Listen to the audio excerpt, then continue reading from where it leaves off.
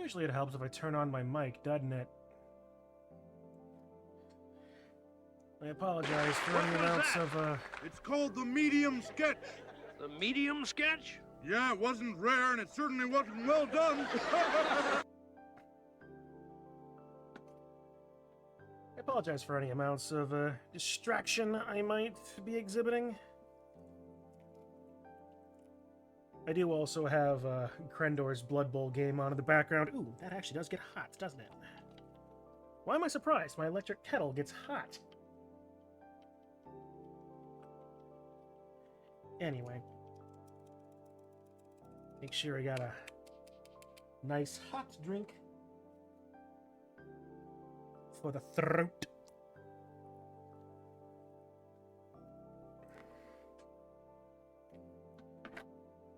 And also to cut a bit of the fat from my late dinner. Got myself a big old bowl of lobster bisque with some crab meat in it. Very good, actually.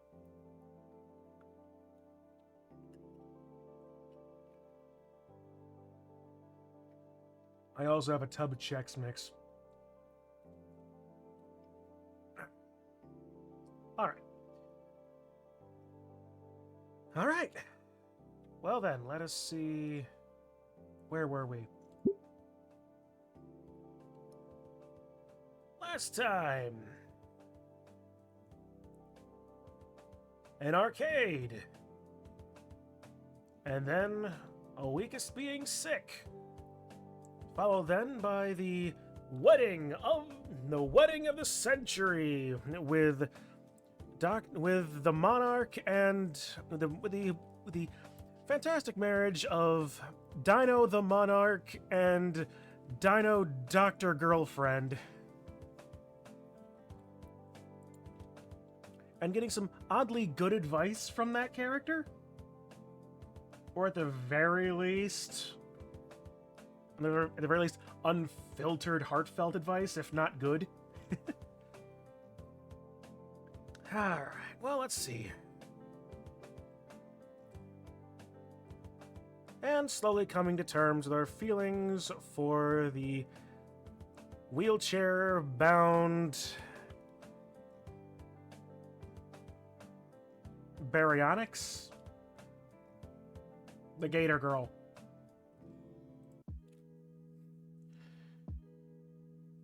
Oh boy, man, I can't wait to see what sort of nonsense I make for these thumbnails, because I'm a few videos behind. I need to get these uploaded. Alright, so let's see. Still yet fun. Even though we're pretty far into the fall season, today is a nice day out. There's a storm coming in later today with a cold front, so the temperatures outside are bearable enough to relax in. One last respite before the unforgiving cold of winter settles in. Which, if this is based on Southern California, the unbearable cold of winter is only about 60 degrees, so what are you complaining about? Which, realistically, for a dino would be unbearable, but I would find it absolutely balmy, considering here in the middle of April it's been highest has been the 40s of late. If I didn't think that it was normal for around here for that in the middle of April, I'd be concerned. But I'm not. I decide to celebrate by eating lunch outside. After a good bit of prodding, Olivia joined me. Inko, it's too cold. It'll freeze my veins solid. It's 70 degrees and you already agreed. Calm down. See, I was right.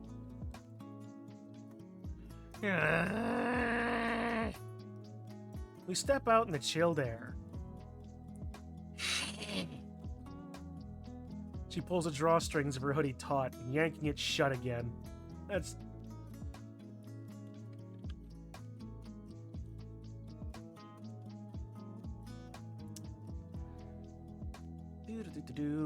One moment. Oh yeah, I gotta find that thing again now. crap.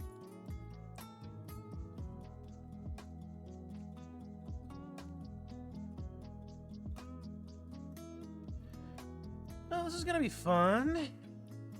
I did a lot of work about a D&D thing that I've been trying to get right. And as it turns out,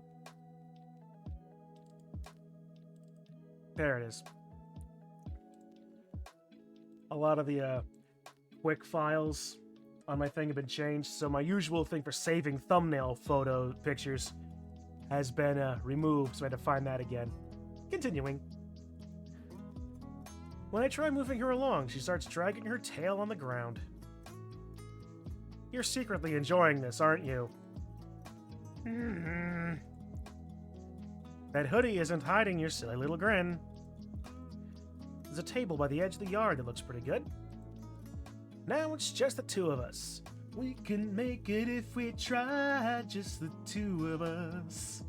You and I. Alone.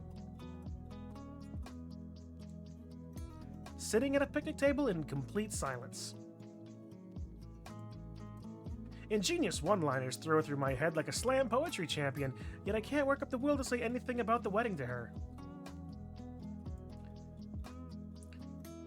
Guess there's always later. So, Olivia. The gator lifts her head from a roast beef sandwich, staring directly at me. What's up? How about this weather? Seriously? Yeah, seriously.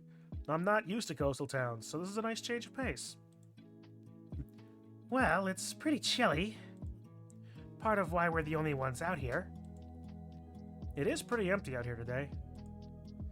Maybe it's like a human dino thing, more acclimated to snow. Even with the hoodie, it's a lot colder than I'd like. Oh, why'd you agree to come outside with me? Well, you wanted to, and I... And you... Olivia's lips quiver a little as she tries to work out words to say. Her mouth isn't up to the task, so a flush of scarlet spreads across her cheeks and makes her pouting lips glow. Hey! Stop looking at me like that! I mean, where are you from, then? The Midwest.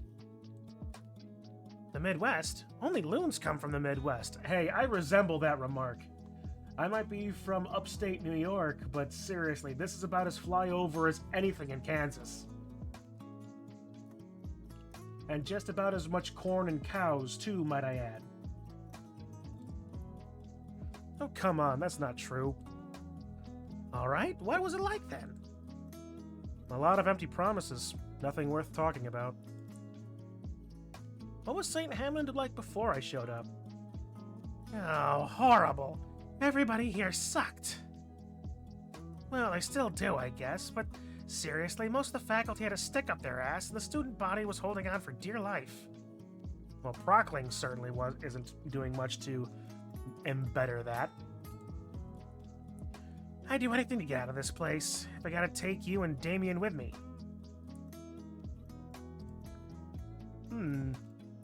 Wow. Colorful. Olivia and I freeze, the familiar voice. Oh, good, you. The sound of stone grinding on stone echoes through the courtyard as we turn our heads towards whoever said that. Principal Scalar stands just as still as us, her face burning red. How drunk is she? What is in the, what do you have in this? Pure, straight moonshine? Though her jaw is moving, teeth grinding exceptionally loud as she looks at Olivia. Next to her stands a large whale dressed in formal attire. Uh-oh. I guess Mr. Ferris is still doing that inspection. And did he hear... What were you saying just now about student morale, Principal Scalar? He doesn't even look up from his clipboard as he begins jotting down something with a pencil.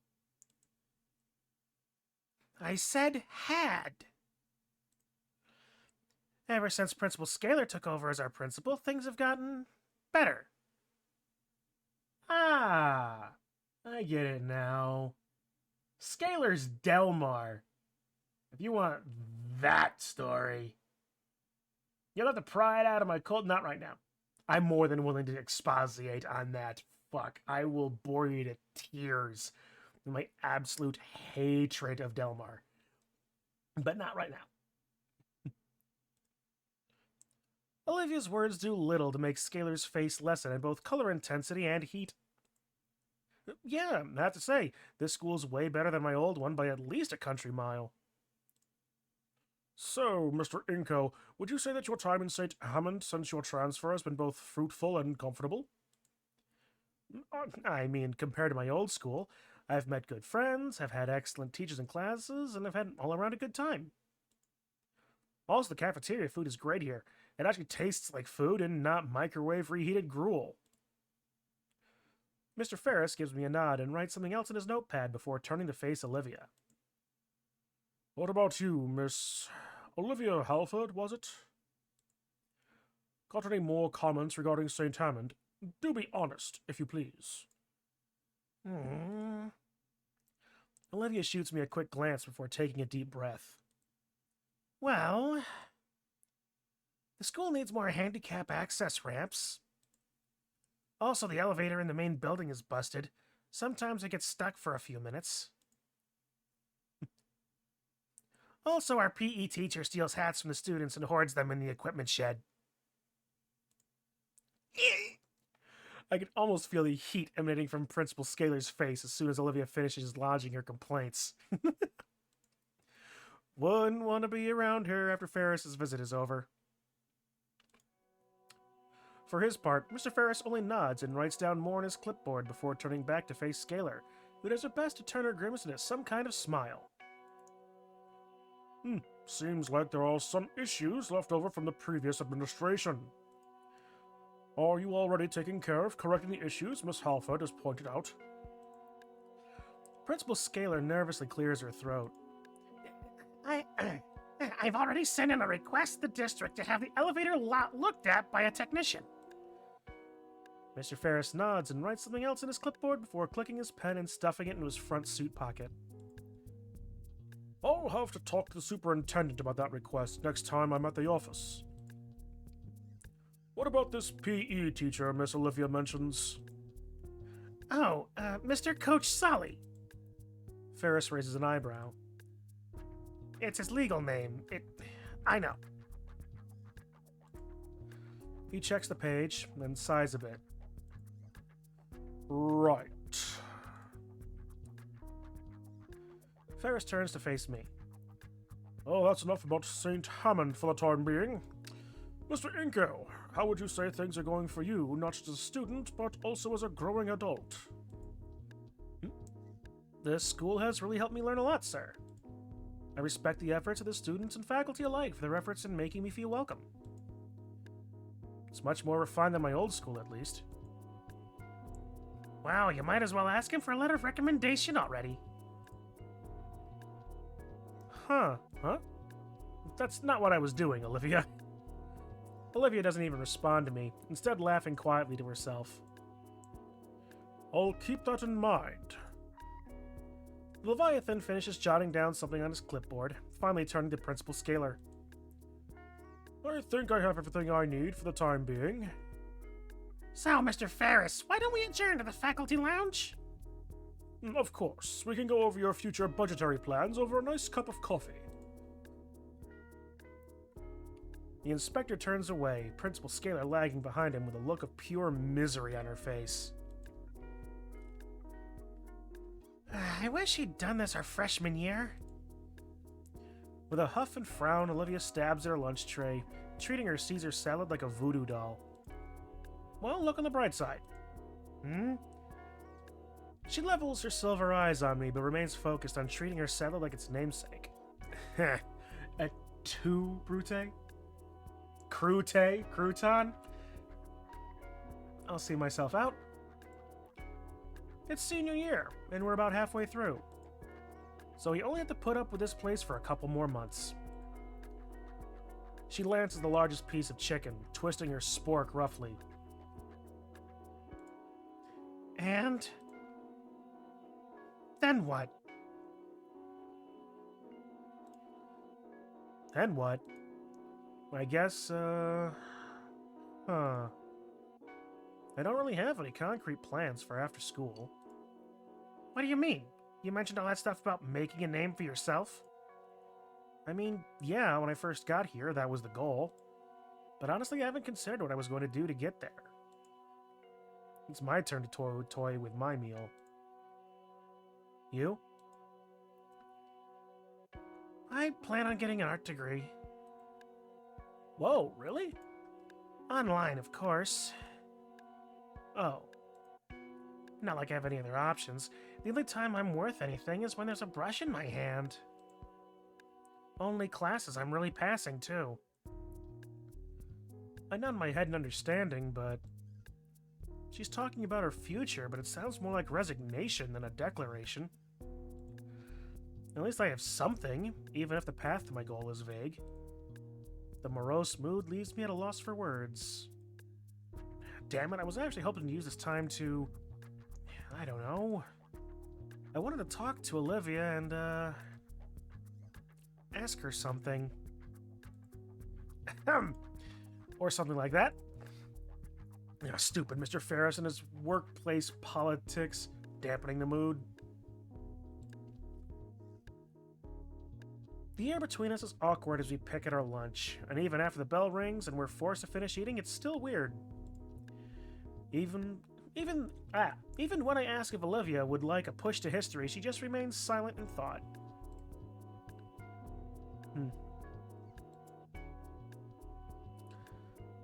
Olivia's been quiet for about 5 minutes now. Even though 5 minutes isn't that long of a time, Olivia has grown so much chattier of late, and so the silence just felt a bit off-putting to me. A part of me couldn't help but wonder if it's a cold shoulder directed at me, or just remaining nerves from that last conversation. No use thinking about it. So, penny for your thoughts, Olivia? Oh, right. Sorry, I guess I'm not here right now. What were you thinking about exactly?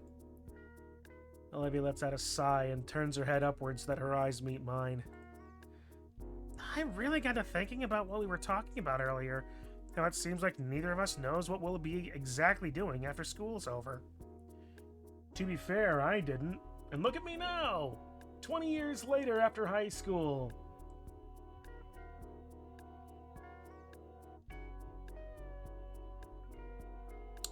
Not exactly a stunning endorsement, is it? Oh, right. Yeah, that. I hadn't really given much thought to the fact that I had essentially dropped a bombshell on both of us. Now that I really stopped to think about it, though, the idea that neither one of us really knows what to do after graduation is concerning. Most seniors at least have a small idea of what they'll want to do after graduation. Yeah, and most seniors are remarkably stupid and don't have a clue about what's actually going to happen after graduation. At least I think. Hell, Liz had made a full chart and timeline for herself, and that will be bust as soon as she walks out the door for the last time. I mean, I'd always figured I'd go to college, but that feels so basic, for lack of a better word. Yeah, get your foot in the door. There should be some kind of grander plan on what to do with the next big step in life. University, a career, maybe even starting some kind of family. Those are the kind of plans that come to mind. They're all just simple platitudes at the end of the day, though. Is it even worth making plans? Yes. Even if you don't follow them and they all break apart when you make them, at least ways you've made a plan. So long as you actually try going for it. I mean, I did. And I landed smack face first against a brick wall of reality, but I had a plan. The more I think about it, the more likely it is that something stupid just comes out of left field and wrecks everything. Oh, left, right, and center. If you want to make God laugh, tell him your plans and all. So maybe all I can do really then is live in the moment. I've always hated that sort of thinking. Just be a sitting duck for life to take pot shots at me? Just live pretending death can't show up and take me at any time? Speaking of death... Oh, that's... Okay. Yeah, okay. Yeah, crikey, shrimp on the barbie and all that rot. Hey, it's Olivia. Oh, fuck. And friend. Olivia stiffens in her chair. Oh, hey, Mia. Olivia's words are a hiss as he tries to face away from the crimson-scaled girl. Her hands shakily strain against the wheels of her chair, slowly turning it too. Got a couple of questions to ask you, Olivia. Would you like to humor me for a bit? Oh, what am I saying? Course you don't mind. The parasaur saunters up and with a sway of her hip pushes me aside as she takes Olivia's reins from me. What the hell? You're insane if you think we're going with you anywhere. Way? She looks down to Olivia and back to me. Shit. Way? Ah, he's funny. We're just going for a little girl talk. No boys allowed, sorry. You're up for that, right, Liv? She puts a hand on his shoulder and cocks an eyebrow back at me like she knows something. So yeah, we'll just be a moment. Don't worry that pretty little head of yours. I'm left gawking and confused. The two head off in another direction. Olivia doesn't seem to know what to say or do either, so she just goes along with the parasaur, wheeling her away. Part of me wants to give chase, but the side eye that Mia sends back at me forces me to stop. I feel useless as I watch the two turn the corner. My thoughts of what I want to do, going after the pair, are betrayed by my body still frozen in the icy glare from Mia.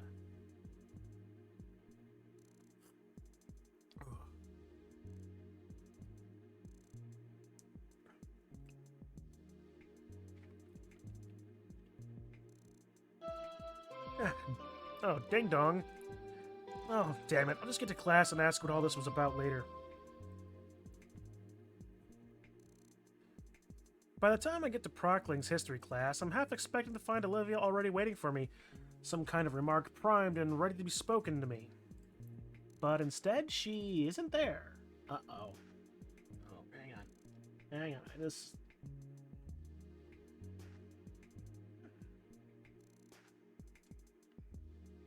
Oh, that felt too good. I reluctantly take my seat, tapping my foot impatiently. Even when the bell comes and goes, there's still no sign of her. Shit. I shouldn't have let Olivia go with her alone. What the hell was I thinking? I really don't want to cut class, but I can't afford anything bad happening to her. Nope, I can't sit and do nothing.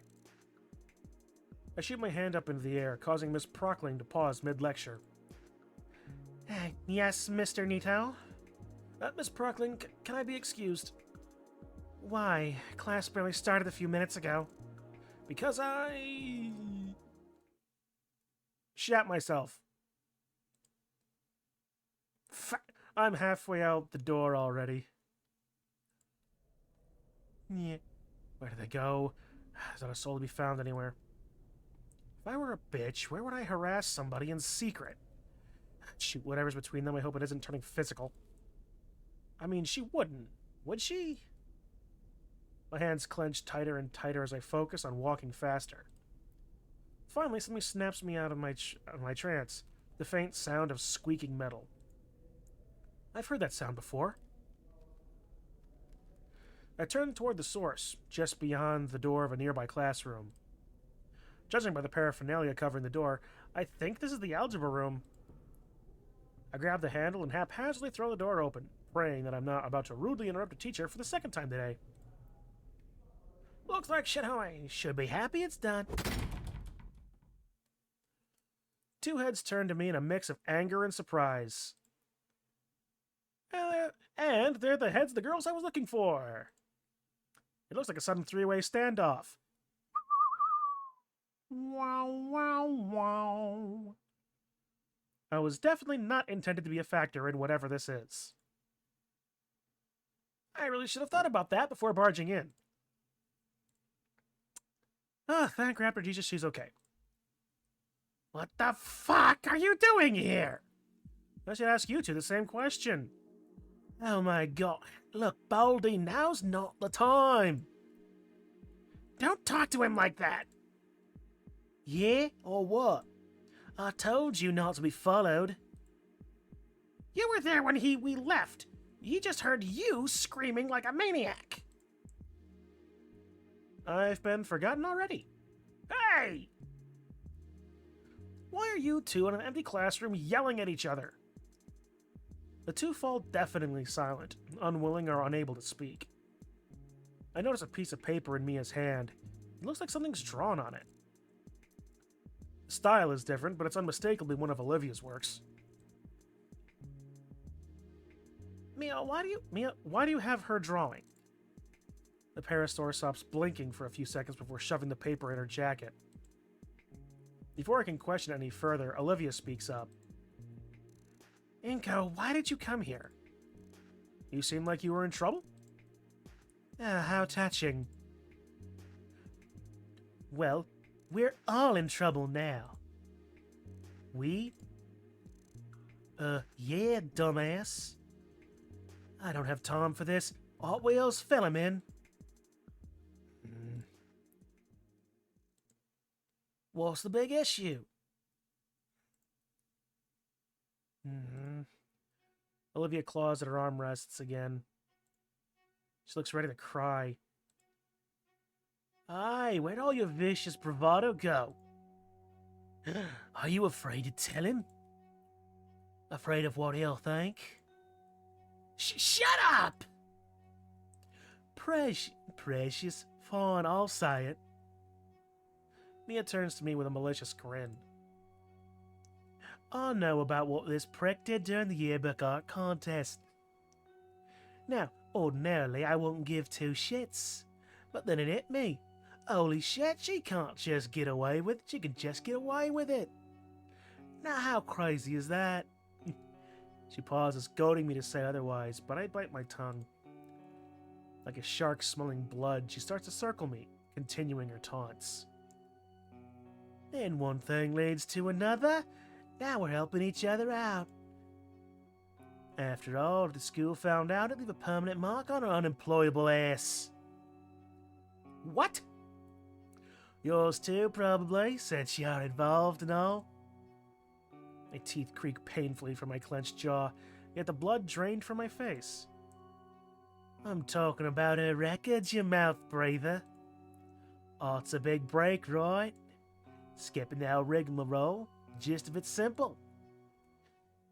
So Olivia draws up some BS group projects for me and some friends of mine, turns them in, and I make sure the whole incident goes away. I managed to earn back some of the feeling in my consciousness. Just long enough to defy her. But that's blackmail and cheating. It's wrong.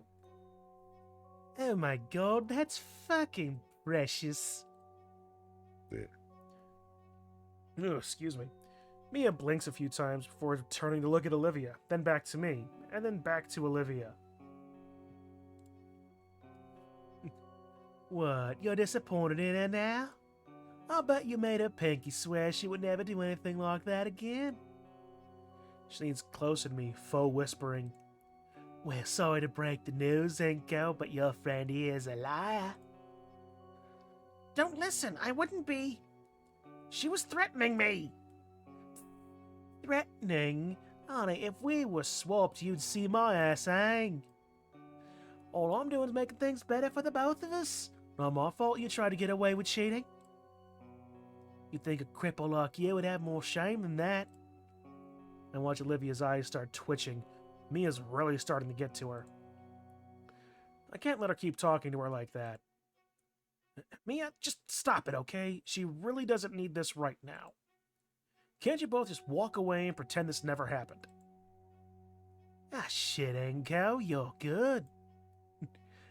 You hear that, Olivia? Wait, but I didn't mean...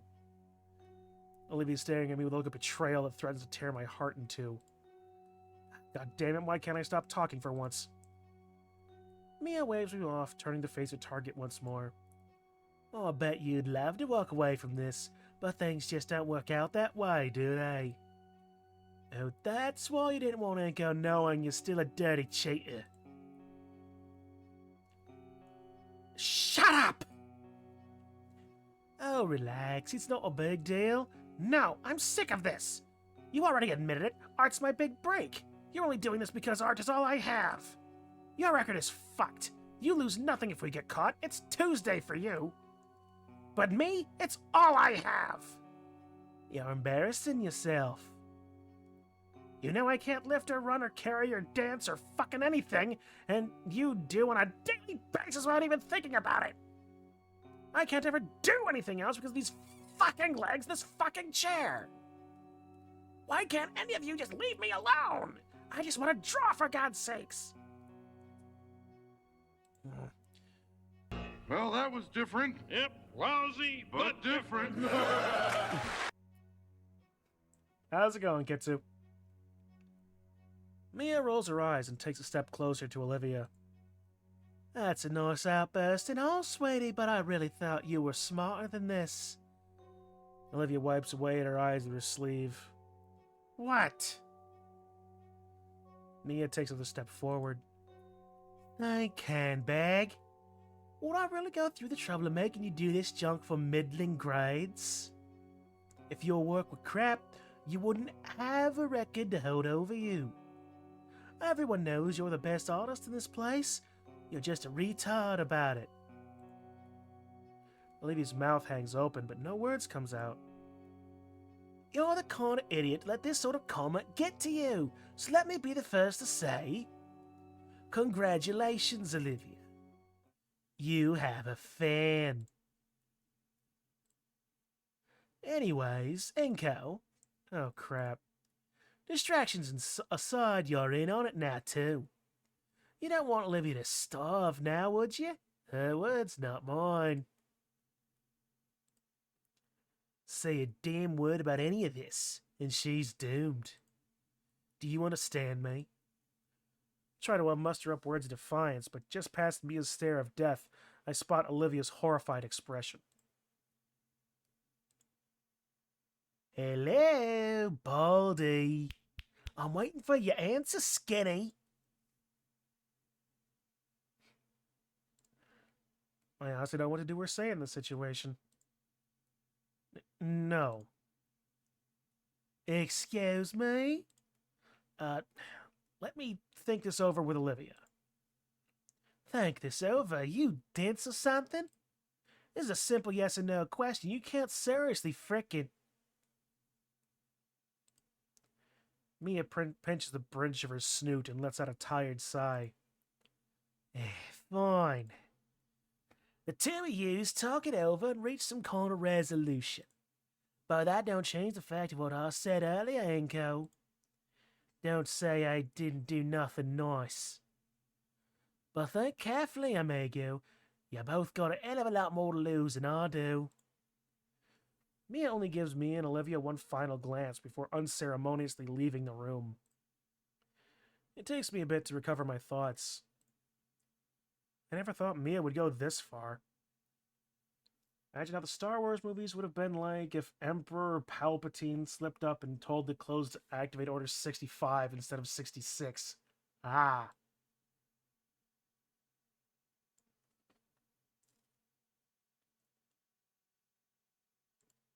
Alright, well, I don't need that on the back burner anymore. Krendor's game just finished. Anyway. And Olivia right now, she must be... I stand up from the floor, slowly approaching the alligator. She looks like a mess. Why? Why did you have to come in here? I'm sorry, I was so worried about what Mia could have been doing to you, and I wanted to make sure you were alright. Olivia grips her armrests. I was alright! I had it handled with Mia! But to basically be your slave, doing all of her work? Not all of it, just whatever she needs to pass. I'll take the seat next to her. There. She threatened me that she'd go to Scalar and spill everything. And if Scalar knew that I swapped the art, she knew that it was with you. I couldn't let her do that to us, so I got desperate. Told her I'd do anything she wanted. 65 is basically when used, the directive declared the Supreme Chancellor of the Galactic Republic an enemy of the Republic. Aha! That wouldn't have been a mess up. That's how I got mixed up with her. I let out a deep and heavy sigh. Olivia, I can understand why, but I heard how Mia was treating you before I came in. Even when you're doing her work to save her skin, she's still treating your art, and more importantly, you, like garbage. My words ripped through the Gator girl's fragile heart, her face contorting in a fierce snarl even as her eyes grow wet. You're miserable. You know that. Olivia looks away from me, her face scrunching up as tears well in her eyes. I don't know what to do. And I don't even know I can trust her to keep her word. And now that you know what's going on, Mia has a noose around both our necks. The gravity of the situation settles in. Feels like something in me is both frozen over and ablaze. There's only 6 months left in the semester. It's not like she's asking for something impossible. Her eyes regain some fire as she smiles. I just have to tough it out.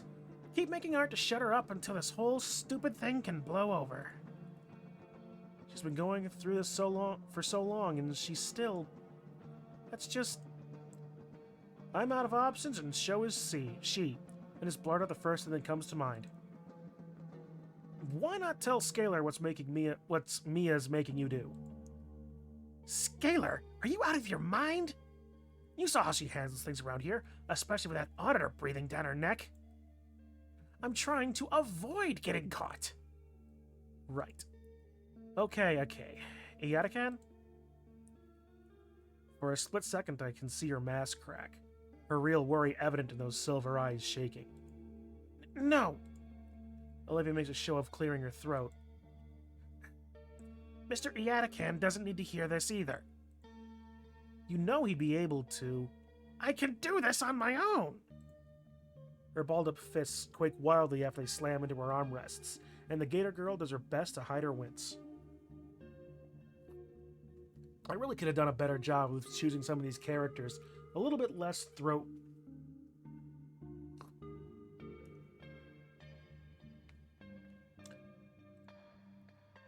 I really don't think we can fix this if we're not working together.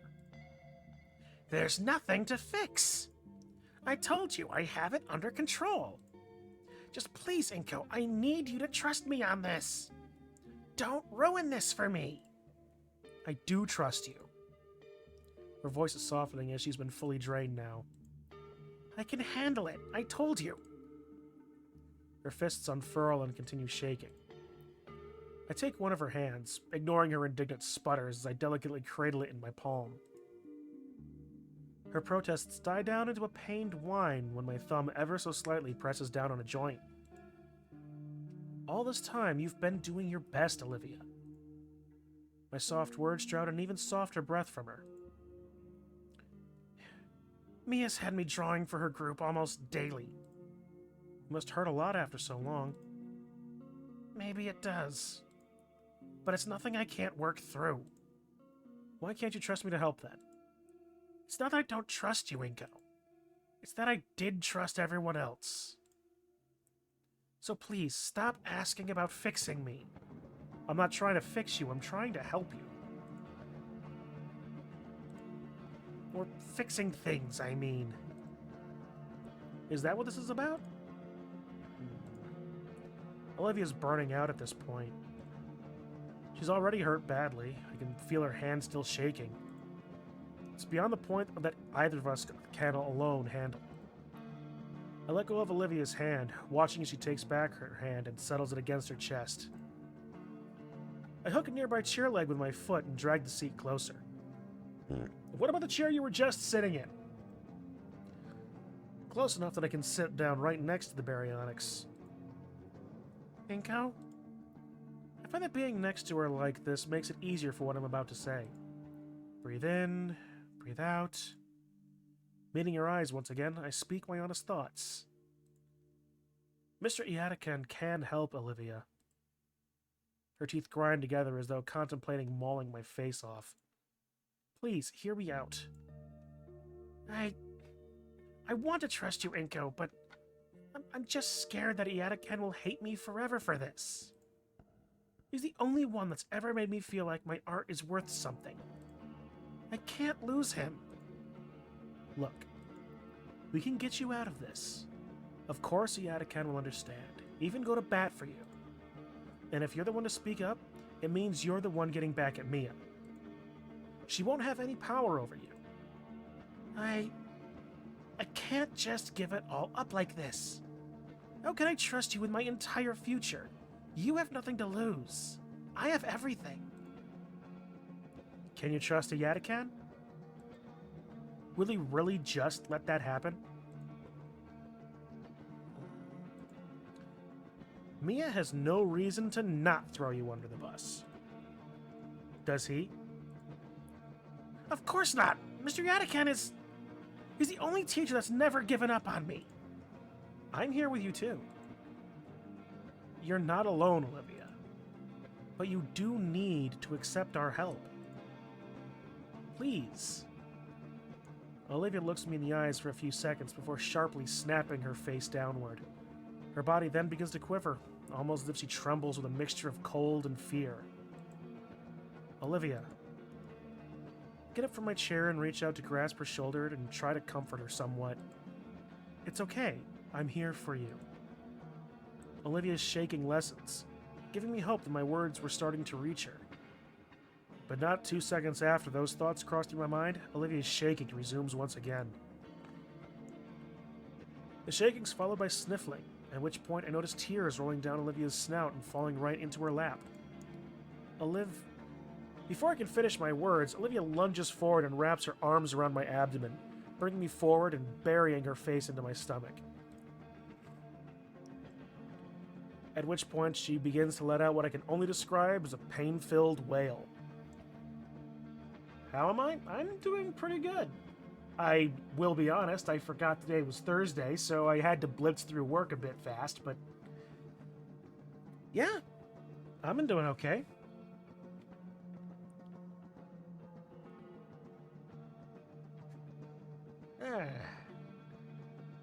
I want it. Hey, Memes, you still here, or just, like, lurking tonight? Hiller? Okay. Just wanted to make sure. I knew you had that, for that one heckle. I just... yeah. I don't want to say anything necessarily about what ending we got, if we've already like hit the ending part, but this feels like progress. This feels like a good direction, even if Olivia is currently like breaking down. Unfortunately. At first, I'm left utterly frozen in place, hands raised and eyes wide. Nothing in my life has ever prepared me for a situation such as this. No, Inko, you know what to do. I place my other hand on Olivia's other shoulder and slowly take a single knee, bringing me to eye level with her. Then, without saying a word, I tighten my embrace, allowing her arms to wrap around my neck as I wrap my arms around hers. My waist is pulled closer, too, by her boa-like tail that's become an impromptu belt harnessing me to the Gator Girl. There's a distinct thumping in my chest, rhythmic and relaxing. The realization that it's her heart sets my face ablaze, but it also brings a smile to my lips. I close my eyes and let myself become lost in the warmth of Olivia's embrace. Weird for a cold-blooded lizard. When we break apart, I check on our time limit. My phone says there's still 20 minutes before school's out. Hopefully Iatakan has a free period right now. You ready? Olivia gives a small nod. I get up and start toward the door. The door held open with the back of my shoe. I look back to her. As Olivia wheels over, she grunts with each push. Oh crap, I'm an idiot. Once she reaches me, Olivia gives me a very meaningful look. Though I don't really get its intent till her tail wraps itself around my wrist. Oh, right. Taking Olivia's reins for her, we start towards our art teacher's room in companionable silence. Man, I can't wait to go home and relax. Maybe open a bag of chips. Bucket of Chex Mix. Olivia's tremoring has fallen to a 2 on the Richter scale, so that's nice. She's seen enough of Mia to last a while. Then again, so have I. She'd probably kill us if she saw us sneaking off. We're near the end of it all. It's nearly over. We're gonna run the scaler and the Attican at the same time. The first bit of quiet that we get, just the sounds of Olivia and I walking through the halls. Olivia's gripping my wrist pretty hard. Guess she's still pretty tense. Say, maybe there's a massage place around here. That'd be pretty nice right now. Wait a second. Just the sounds of Olivia and I walking through the halls? Something ancient awakens in me. An icy chill races down my spine as if there's a knife poised just behind my neck. The Gator girl tenses, head stiffly turning. Her pupils slowly shift to mine, and their contraction to pinpoints brings attention to the danger my ancestral instincts are warning me of. Sup? You two trying to run a... Fight or flight. Reflexes kick in. Zero thought on my end. My body chose to just book it.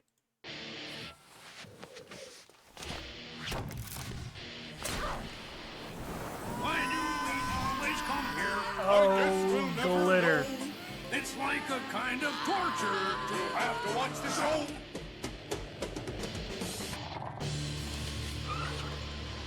Okay. Not the best animation I've ever seen, but,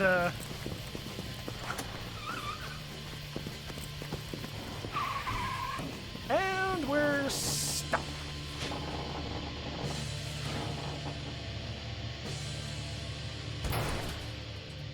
Wow.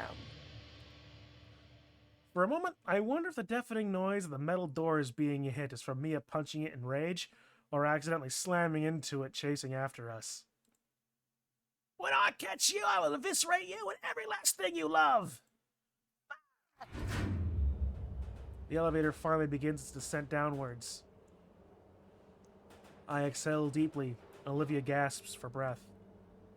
My arm stings from Olivia's razored grip. Good thing I have a jacket. Her claws have shredded the sleeve. I think I may have even drawn blood. I shake my arm a bit, and Olivia retracts her hands apologetically.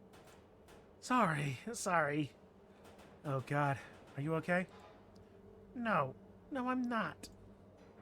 What happens when we reach the bottom? Mia will be waiting for us. Olivia removes the key from its slot. It won't open. Just don't make any noise. The elevator reaches the bottom. Just as Olivia said, without the key, the outmoded chamber simply powers down. Silence. There's a small gap under the door letting light in. There's nobody there. We sit in the dark, empty cabin for what feels like minutes. I'm pressed close to Olivia while we wait it out. I can feel her tail wrap around my ankle, which thankfully won't rip my clothing apart. The phrase, 7 minutes in heaven, surfaces in my mind and is buried immediately. It's a bit warm in here. Shh! Heavy, rapid footsteps zone in on us, accompanied by the sound of ripping paper. Mia's destroying everything on the walls. You fuckers had better still be in there. You cowards run away, so help me rap to Jesus. She's right in front of the door. I hear her heavy breathing and soft thuds as she attempts to put her ear to the door a few times. I try to stay as silent as possible, but I'm afraid the homicidal parasaur can hear my heart hammering in my chest in pants-crapping horror. Mia, with no intention of venting her frustrations verbally, resorts to the next best thing: physical therapy. We're surrounded by the sounds of ripping paper, dented lockers, and drywall fracturing. You would think that that would draw attention from faculty. A lawn, like a inner kind of like an ICBM dodgeball, perhaps. On occasion, something hits the elevator door again. Olivia and I don't dare move. I hear other voices. Mia's drawing attention to herself. Who the fuck are you looking at? You want one less horn? Find someone quick! I fucking swear I've had it with that fucking luggage case on wheels. Good luck penning when you're eating through a straw, bitch legs, crock of cunt. Olivia takes a sharp breath. Silence. What was that sound? Sounds like a series of sharp cracks. Hey, whoa, hey, it's all cool. It's not what it looks like. It's, Rapid footsteps echo from down the hall. Is she gone? The fuck have scared Mia like that? Solly. There's a light knock on the elevator. Or Iadakan. Hey, anyone in there? He sounds exhausted, but it's definitely Iadakan. By now, my eyes have adjusted to the light. Olivia's relief is palpable and shared, my body finally relaxing and practically melting against the wall of the tiny elevator. We're going to have to tell Iadakan. It's safe to come out. It's all clear. Well, it looks like a stick of dynamite went off out here, but otherwise it's fine. I look at Olivia, who stares at the key in her hand. She moves to unlock the elevator, but hesitates. I think our teacher's able to sense it, since his tired voice carries the weight of his worry. Everything will be okay, I promise. But she doesn't put it in. She just stares. What? Wake me when the show starts. It's already been on a while. Wake me when it's over. You don't know that. Olivia whispers softly. I can barely make it out. God, please. Putting that key in and opening up means telling Iadakan everything. There's no way Mia's letting this slide. Nothing's a safe bet. Nothing can be said for sure. She can't do nothing, and she can't do anything either. So she looks to me, as if I'd have an answer. The key is offered to me, delicately held between two of her claws.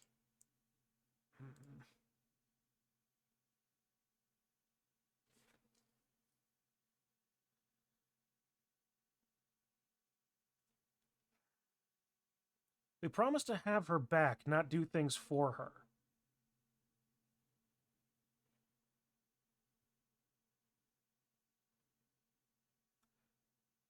Taking the key means taking the choice away from her.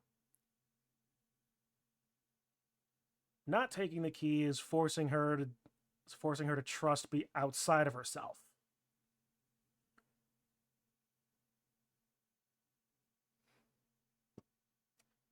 Why do I get the feeling that this is the last load-bearing question?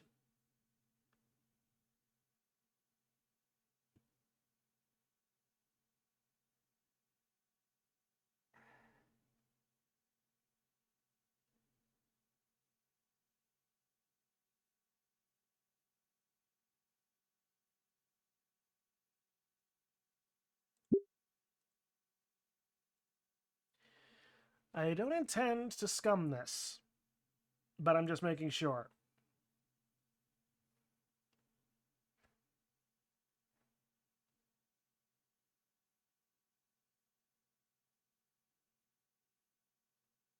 We both know that we should trust Iadakan, but I can't make that decision for you.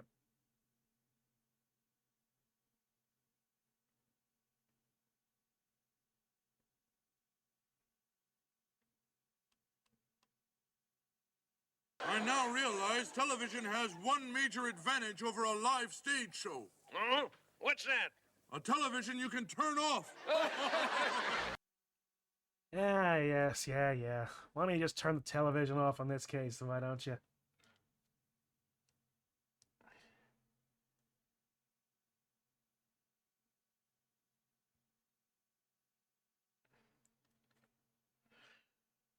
Ah, I'm probably gonna regret this. I've said this every time, but still. My hands cup hers, eliciting a small gasp from the girl.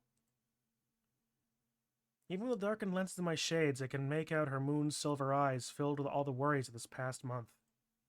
Worries she endured because of our friendship. And possibly more. Inko. My fingers curl softly, pushing the key back into her palm. My lips move, but no sound comes out. He'll understand, Olivia. Either from my unspoken words or from my comforting grip, Olivia is able to gather her courage. We share a simple nod, and her hand finally moves to the panel.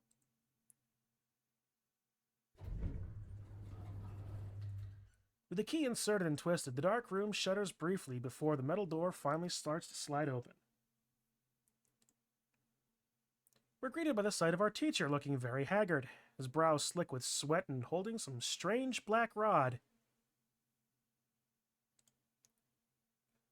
Olivia reels back at the sight of the odd baton. Thanks for saving us, Mr. Yatakan. Don't thank me just yet. I'm gonna need an explanation for all this. So is Principal Scalar, for that matter. He steps aside and motions us out of the elevator with a wave of the broad stick. Come along now. Give the janitor some time to take care of the mess.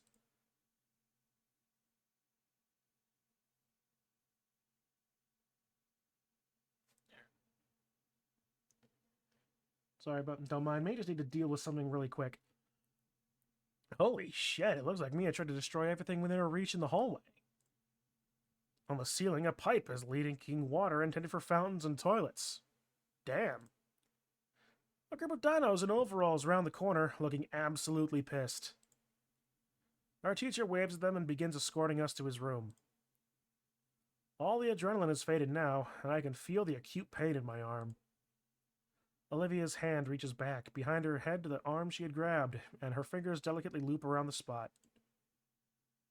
She looks back, her mouth shut tight, but her sympathetic eyes telling me she's sorry. I nod back with a comforting smile. Sure, it hurt, but I knew she didn't mean it. We look forward again, to the door of Yatakan's classroom. Olivia sighed and resigned herself to explaining everything to our teacher.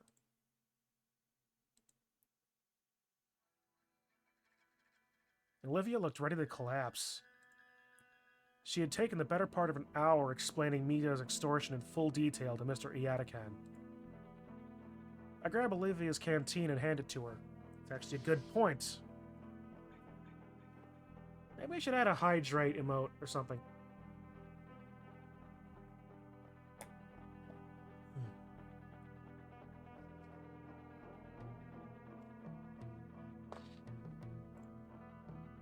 She greedily chugs the entire thing, gasping after and rubbing her sore throat. It was hard to get a read on what our teacher was thinking. His brow was furrowed, his fingers steepled, and he was muttering to himself. Finally, he stands from his desk and looks at the exhausted girl. I had a feeling something was going on, but to this extent. You should have come forward sooner. I know, but we're here now, aren't we? Fair point. Still, I'm concerned that you thought nobody would notice. I didn't think anybody would care to look. Those assignments go through dozens of eyes, you know. What do you mean? Your style, Olivia. I saw it from a mile away, and I was just waiting for you to talk to me. You knew? Why didn't you say anything? I wanted it to come from you. Don't worry, I'm not going to lecture you. Raptor Jesus knows you've had enough of that already. I'm glad you two are okay. Yeah, I thought she was actually gonna kill us. Mr. Yatakan shakes his head before he softly smiles at us. Have some faith in the faculty here. We do our best for you. With what we have on Mia now, we can justify watching her like a hawk from here on. Anybody else she was harassing ought to thank you. Are you sure she's actually going to get in trouble for this? At this point, we'd look bad if we didn't punish Mia for this kind of behavior. That's a relief. Come on, you two can hunker here until school clears out. You sure? You were going to stay like always, you were going to stay after like always anyways, right? Yeah. The loud noise makes me stumble to the floor. Mr. Yatakan! Whoops. Yatakan looks at the device in his hand. Is that a taser? There's a piece of tape on it with something written on it. Estrus Protocol? Anyway, I'm going to run and get some things done. They're going to want my account on paper pretty soon. May as well knock it out of the way. With no care at all, Mr. Yatakan chucks the electric weapon into his desk before turning to his doorway. Don't burn the place down, all right? Alone, I go sit near the back of the classroom. Looking out the window, I finally let out a huge sigh I'd been holding in. Olivia rolls over to join me, and surprisingly, she's smiling. You were right, Inko. I could trust him. We sit in silence, just looking out the window. When school's let out, we watch the crowd of students going home. I don't see Mia in the crowd, but that doesn't matter. I think, despite it all, Olivia's life is going to be just a bit easier after today.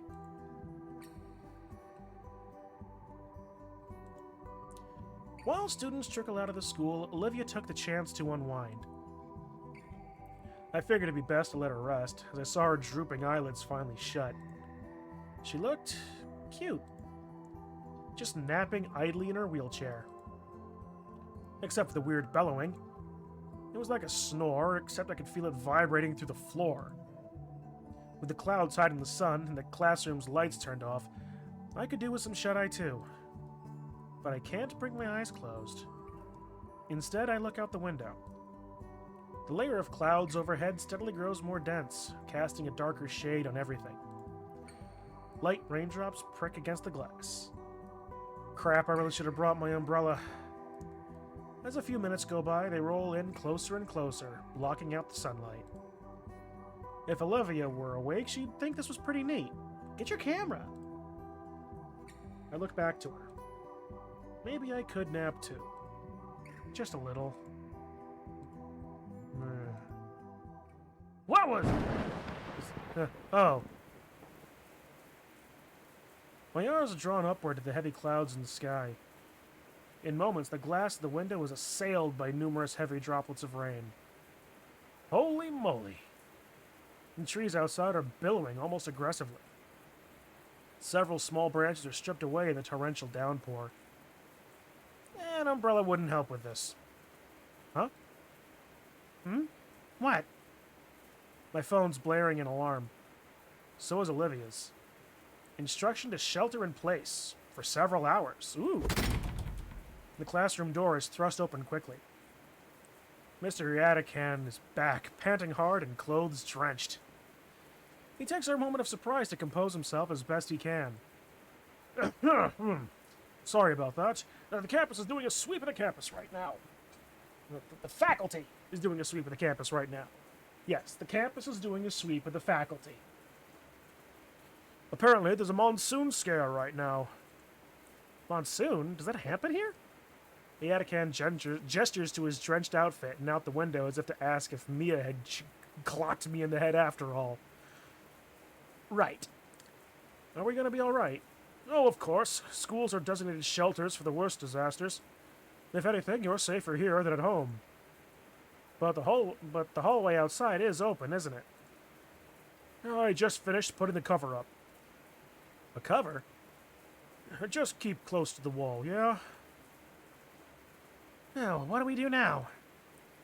Iadakan shakes his phone at us. Shelter in place. We're all stuck here for a few hours. Olivia reaches into her bag and pulls out her drawing book and a well-used pencil. Actually, why don't you use this time to catch up on some schoolwork? I'm sure you have some work from other classes still pending, and I can't think of a better time to tackle that than now. But today's been rough. Can't I do this or finish my nap instead? That's fine too, but aren't you falling behind grade-wise in some of your other classes? Maybe. Fine. I'll catch up on some of that work. Iadakan gives a single nod and smiles.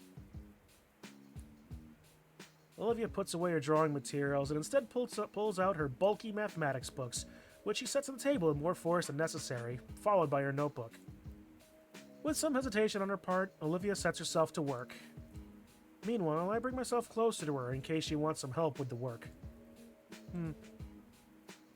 After a few minutes, it's clear her mind and spirit isn't into the work one bit. She constantly fidgets, taps her pen on the table, and looks around the room and out the window. Eventually, she lets out a groan and slams her book shut. Then there. This sucks. Can I please do something else? Iadakan, who had been busying himself with grading some paperwork, snaps up away from his work, looking at Olivia while rubbing his chin. Well, there is one other thing you could help out with. Would need both of your help with it. Could even consider it a new extra assignment. What do you say? I don't know. Today's been pretty rough on Olivia. Absolutely, I'll do it. All right. Wonderful. It's back here. He starts walking to the back of the room and waves for the two of us to follow him. Into the dark room? Whoa, something in the dark room? Oh man, I thought we wouldn't get to do anything in there until the last few weeks of the semester. Are we going to be getting a head start in this section? Maybe we'll be making paint prints or learning about C41 and... Huh? Oh, Olivia's poking my back. Quit it with the cinematic gate. You're going too slow. Oops. I shake the excitement off and head to the dark room. Iadakan holds the door open for the two of us to enter. The inside glows a vibrant crimson light. Iadakan's suit appears to light up in the red lights, as does my shirt. I've only actually been in a dark room once before. This is so cool. I clasp my hands together. So, what are we developing? This is an important job just for you. Alright, I'm ready for it. What am I developing? Your lower back. There's a click of a switch, and the red lights switch to normal lights and properly illuminate the room. There's boxes over there. I need one at each station around the room, but they're too heavy for me. If you can, of course. Legally, I can't make you do any of this. Do I at least get extra credit? You get one of those bags of chips I keep hidden in my desk. Fine. Nice. Come on, Olivia. We should clear the way for him. There's actually something in the box we'll need in a bit. The two move back to the entrance, and I'm faced with the myriad boxes I'll have to carry. Looks like there's about 10. They're pretty medium-sized, like you could fit a table lamp in them. How heavy can they... Thud. Lift with your knees, Inko! This is gonna suck. I'll just get it over with. You only gotta carry it from one side of the room to the other, not up 4 flights of stairs. I look at Olivia, and she already has her phone out and pointed my way. Damn it. I shift my legs and try again. Urgh. I actually managed to get this thing off the ground. This must weigh at least 70 pounds. What are these loaded with? Bricks? Something like that. Careful, they're fragile.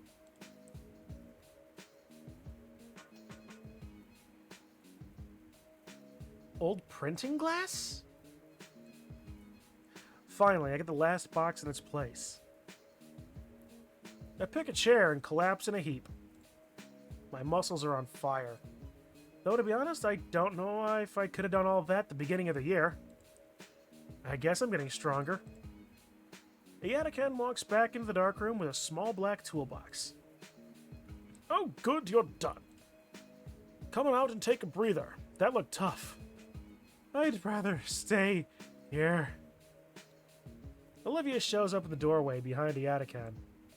I'm surprised you didn't use the dolly. What dolly? Any one of them? That is the perfect reaction. I gotta grab this. I'm sorry. I absolutely have to grab that. That sheer look of bemused fuck you. Every show, Statler and Waldorf sit up here. Show after show after show. Now I see why. You see why they come? Oh, I see why they left. Oh. Before you get started with me, Inko, you didn't ask.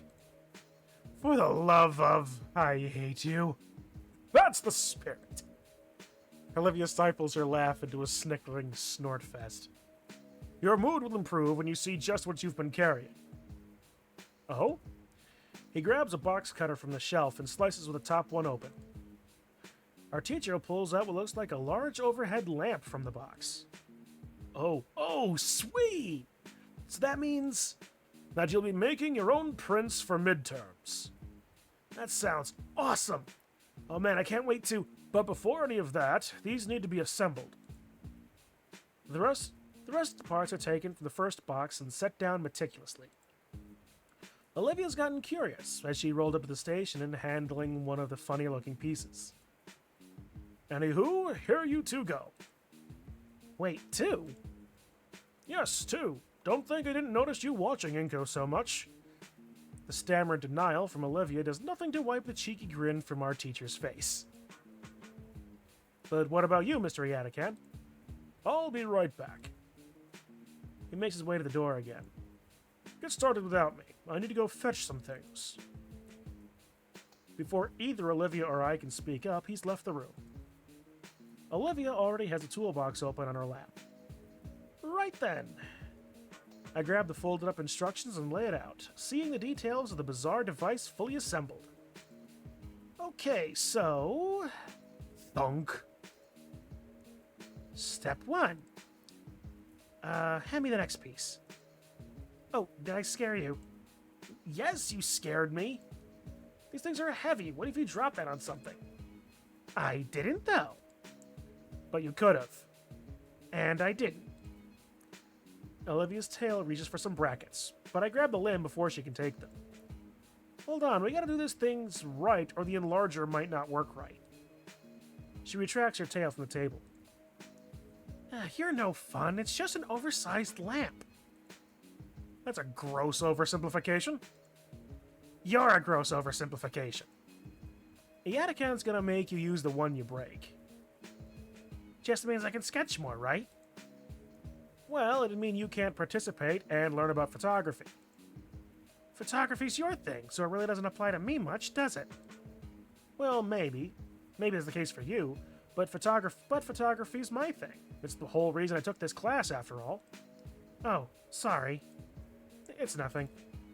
Olivia politely rests her hands in her lap. Her eyes linger on the box of parts. Well, how does it work then? The print enlarger? She shakes her head. Photography. Like, why the giant lamp thing? It's all digital today, right? Huh. I think that's the first time someone's actually asked me about it. Sure, I've had lots of mid-shower rehearsals explaining my hobbies and their cultural significance to others, but none of that is coming to me right now. It's all about shot composition, and this machine is part of the production of it. Getting the right things in the right places at the right time to invoke a certain feeling. Composition is a thing in painting too, you know. I'm ill-prepared for Olivia's comeback. Yeah, but it's a lot easier to pick the composition you want. You don't have to worry about any factors other than yourself. With photography, you have to build the set to get a good photo. That's the fun of it. But why would you want to limit yourself like that? Why not just draw whatever you're taking a picture of instead? You can express all kinds of things you can never express with a photo. Olivia taps a claw on the imager, the metallic ping echoing in the small room. What sets all this junk apart from just lines on a page? Technique and vision. She smirks at my petulant comment. Oh, fine. I'll show her. I'll prove to you that this takes skill. I hold the lighting portion up, making sure it's at the right angle, and fashion the last portion of the enlarger in. Potion. Yeah, I gotta deal with... Potion!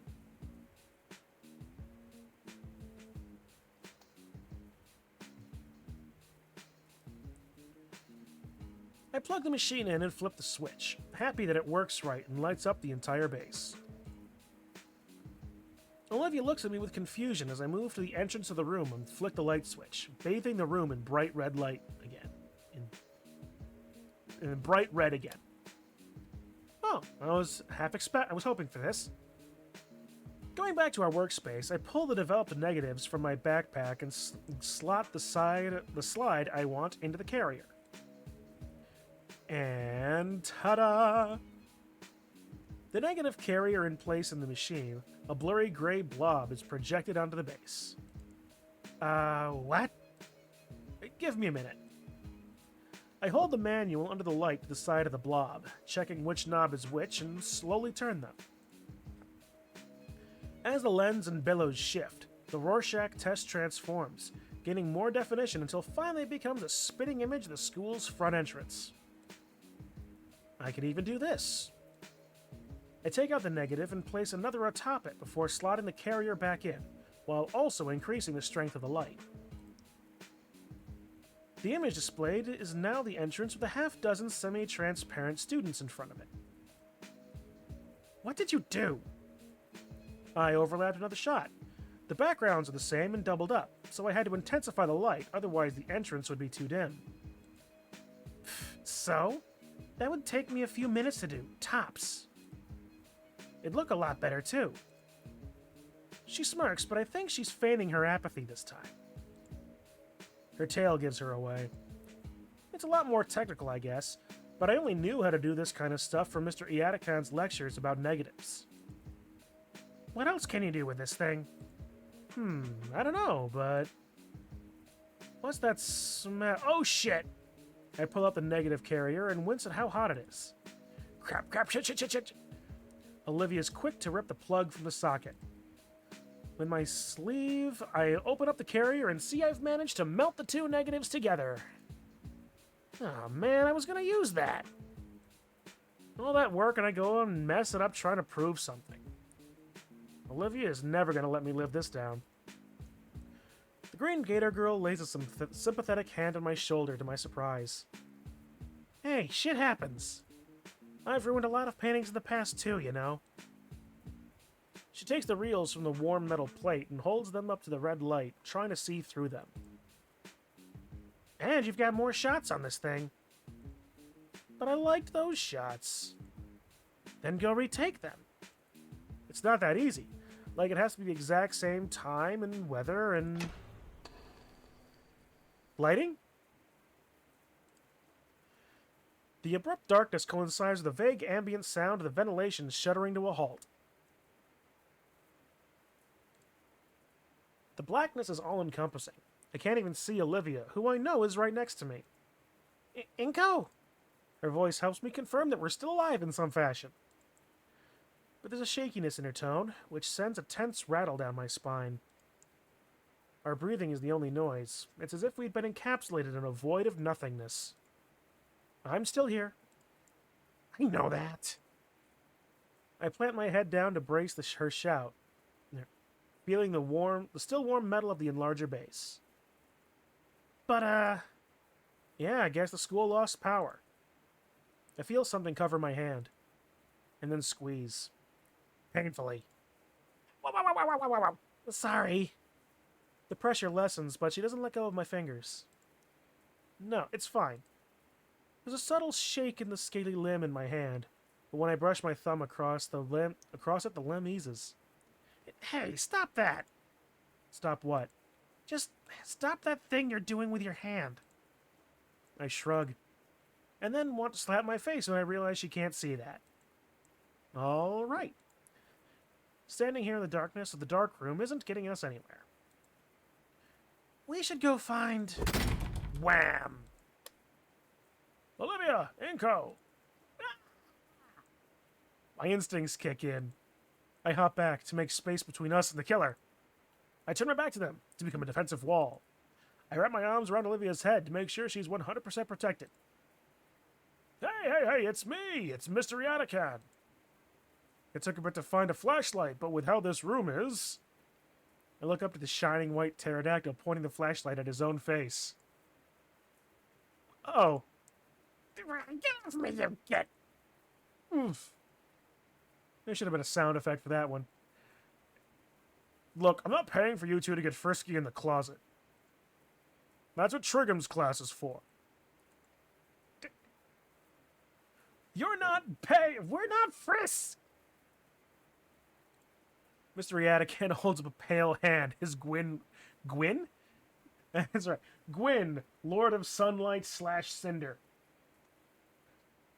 Who wants to watch me play Dark Souls sometime? His grin. Mr. Yatakan holds up a pale hand, his grin widening. Relax, I'm just joking around. He leans against the doorway to get a better look inside the dark room with his flashlight. Power's out for the whole block, and apparently our backup generator's decades old and is only keeping the AC on. Someone should get fired for that. Dark Souls speedrun. I am not that good. Lord, no, I'm not that good.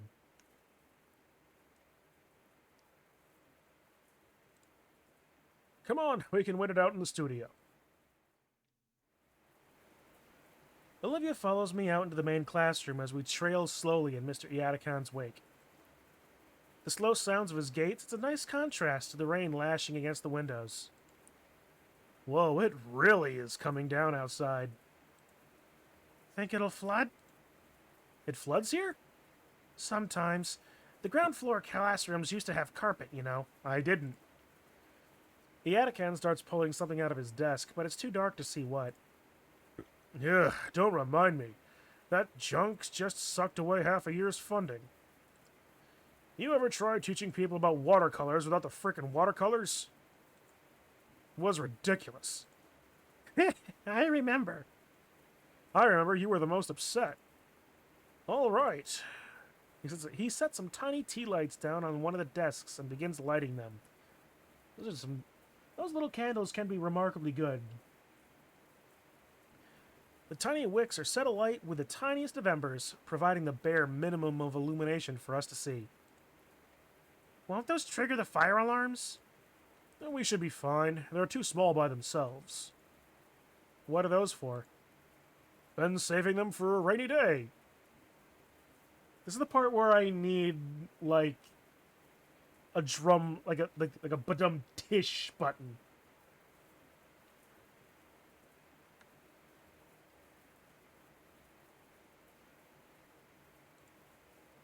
We're going to be stuck for a while, so why not make it a campout?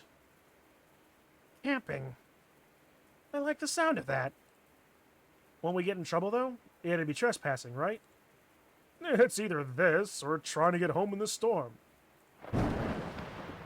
As if to illustrate his point, the weather decided to chime in. Besides, schools are usually made with sheltering in mind. There's all kinds of procedures for this, like bringing everyone to the gym and breaking out some really moldy cots. Olivia winces. Those haven't been replaced? Our budget has been in the red for years, Miss Halford. Part of why we're being scrutinized right now with that whole audit business. Anyway, we're the only ones left on campus, so I'm not going to go through all that trouble. So just relax for now. We've already called a taxi for the both of you. Taxi? I made the call as soon as the power went out. It's just going to be a while to get one ready and send it out. Well, what do we do in the meantime? Our teacher has a wicked grin. You're not done with that homework, right? Oh, I'm kidding, I'm kidding. Time and the storm carry on, yet things are surprisingly calm. Olivia pretends to focus on her work while I pretend to help her, but soon enough, Mr. Iadican starts sharing wild stories about previous semesters.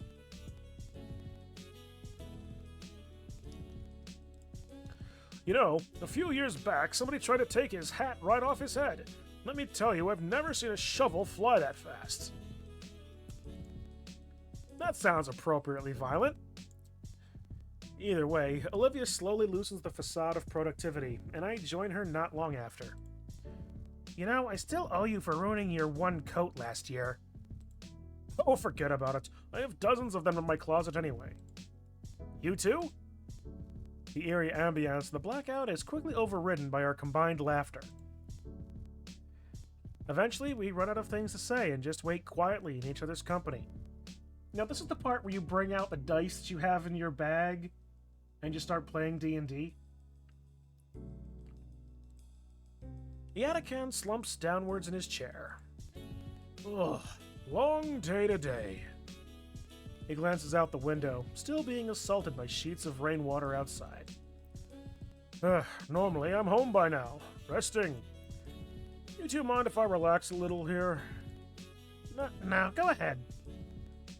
Thanks. He stretches behind him, cracking his spine against the groove of the chair. Olivia, I've been meaning to say. You're usually so quiet, reserved, isolated even. I've noticed you're being a bit more friendly recently. Huh? You think so? You've been in my classes all 4 years. Of course I would. Maybe I'm a bit old-fashioned, but it hurts me to see a student hurt themselves like that. When you're in the adult world, you'll see this all the time. Once someone's in a rut, they'll tend to just stay there until their days blend together instead of lifting themselves up. Yeah, I can appreciate that. Like they've got all the time in the world. So I'm proud of you for making an effort, Olivia. Oh, Mr. Iadican, don't be flustered. Be proud, Olivia. You've managed to form a friendship. Of course, I appreciate you extending an olive branch too, Inko. Me? It's no problem, Mr. Iadican. Come on, school hours are over. You can drop the mister. I mean, it's not something to be thanking me for, is it? I'm just your friend. That is great to hear, though. You can't always navigate this world alone. Someone to keep company can really help. He can? More than you can imagine. Iadican leans forward to place a hand over both of ours. He just barely makes contact with Olivia's wrist when she winces and yanks it back. Shit. Olivia? Are you alright? Oh, I'm fine. That just hurt. It was fine before, though. You've been trying to stay off that wrist all day. Was it that bad? It was feeling better. I even helped build those doohickeys. The print enlargers. He covers his eyes with one hand. Of course. Great move. Student's been overworking herself and I think to give extra physical work. What am I doing? It wasn't your fault. I didn't want you to worry. I had no idea how bad it was. He leans forward again, gently holding Olivia's wrist, inspecting it and being careful not to cause any pain. You need to take care of yourself, Olivia. If something were to happen, I know you'd be completely beside yourself. I know. I know you were doing extra work, but how did it even get this bad? It was a lot of extra work. Doing a whole group's assignments on top of my own. For the last 3 weeks, basically all my free time. It's great practice. At least that's what I was telling myself. Yeah, and playing Zero Reroll Blood Bowl was great practice for the fundamentals of that game, too. He says completely lying to himself. Well, I really like this show tonight. At these prices, who's gonna complain?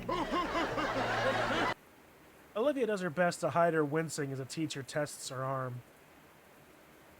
I would never have made it to graduation. All because of that painting you switched. He shakes his head and lets go of Olivia. No, it goes further than that. That painting was all because of the pain you've been going through all these years. All because of that first contrast entry. Dark Souls, but you can't use your healing pots. Oh, now you're just being sadistic. Why don't you just say no? Why don't you just tell me no Estus? I have to start with Depraved level 1 and speed run that.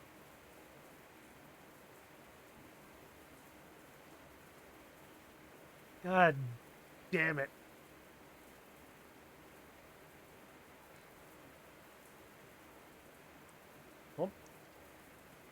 Oh, I know it's possible. I've seen that run. It is glorious. It's a true work of art. But I don't hate myself that much. A little bit of stir some soup.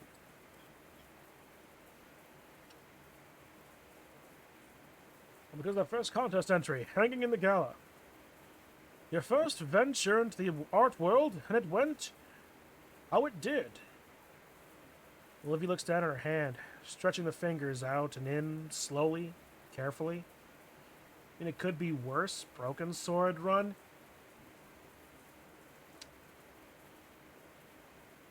And it could be worse than that. Empty fists. I have to go in punching everything.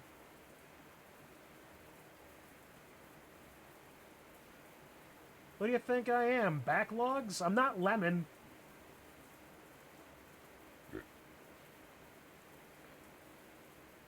My hand moves without a thought, fingers taking her hand carefully to help in some way or another.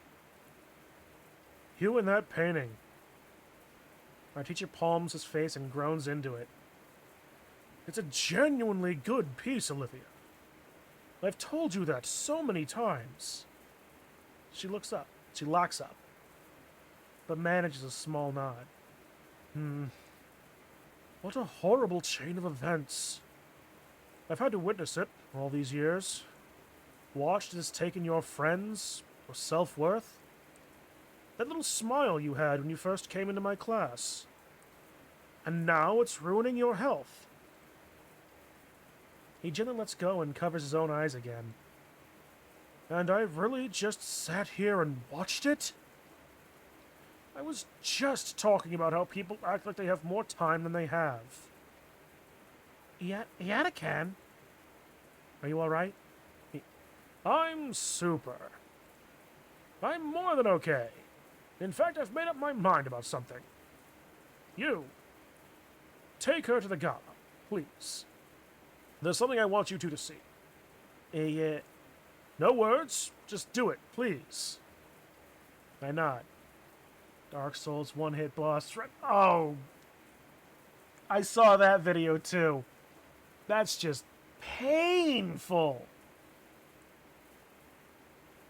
No, I'll be doing vanilla speedruns if at all. Thank you. Hell, I'd just be happy to clear the game again. What are you going to show us? He stops at the door. Something you should have seen a long time ago. Okay. My shoes slosh noisily through the flooded hallway as we slowly head back to the main buildings of the school. Olivia herself had used her arms to tuck her legs up onto the seat, her head now resting on her knees. Iatakan didn't seem to care, each of his steps splashing water around and soaking his slacks. The drains in the floor are working overtime, keeping the water at a minimal level. An unsettling feeling washes over me as we enter the atrium, the interior of the school pitch black from the lack of lighting. At least we aren't dealing with wet floors, but navigating the halls in the dark is a new difficulty. Olivia brought her out her phone, using its flash as a light to shine as a light to shine our way, but I'm still unnerved. The only sound I hear is the squelches of my shoes and the awkward dripping from both Olivia and I. I need to check this really quick.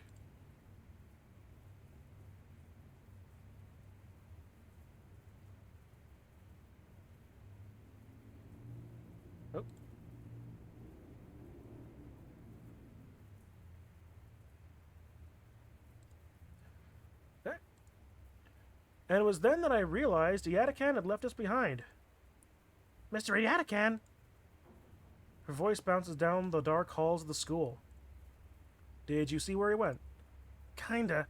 I think he went that way. I can just make out Olivia's hand pointing thanks to her phone. Toward the school's offices. I keep pushing Olivia, though taking my time as I feel my shoes threaten to slip with each step I take.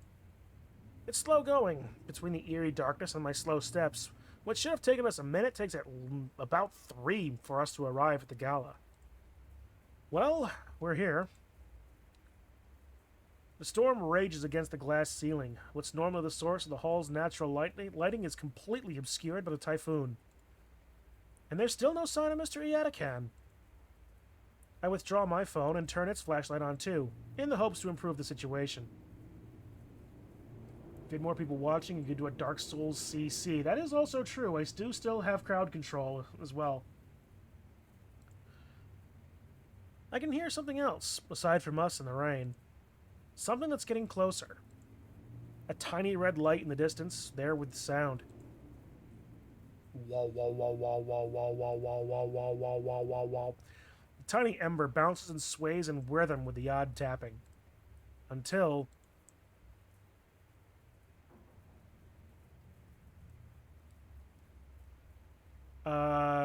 Iatakan?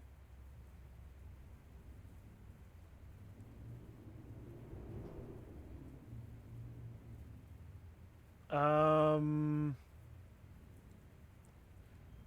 frozen for a second. The thought forces its way through me. He would never hurt us. Iatakan, what are you doing? Something is kicked aside. It's Olivia's painting from the art contest a few weeks back. It smacks loudly against the glass casing of the display case. These are the ones, yeah? What? I'm ignored. Iatakan staring right at Olivia. She's also struck fearful. But she nods. Iatakan takes a deep breath and faces the display. What are you going to do with that? Hey! Iatakan, wait, this is a bit extreme, isn't it?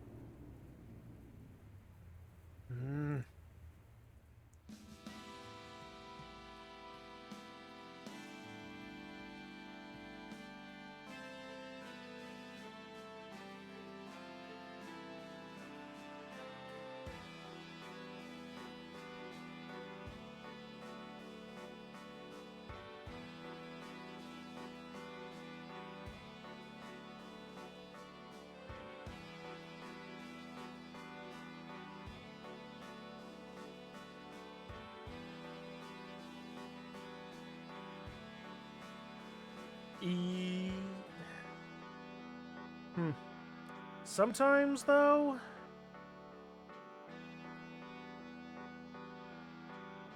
destruction is the creative part of creation.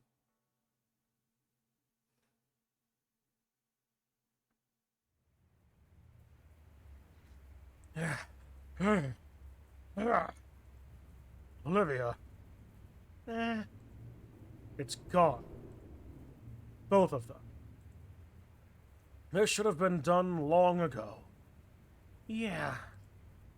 Iatakan, it's crazy. I know. What about the other things in that case? Who fucking cares? Those students graduated ages ago. You know how many still do art? None.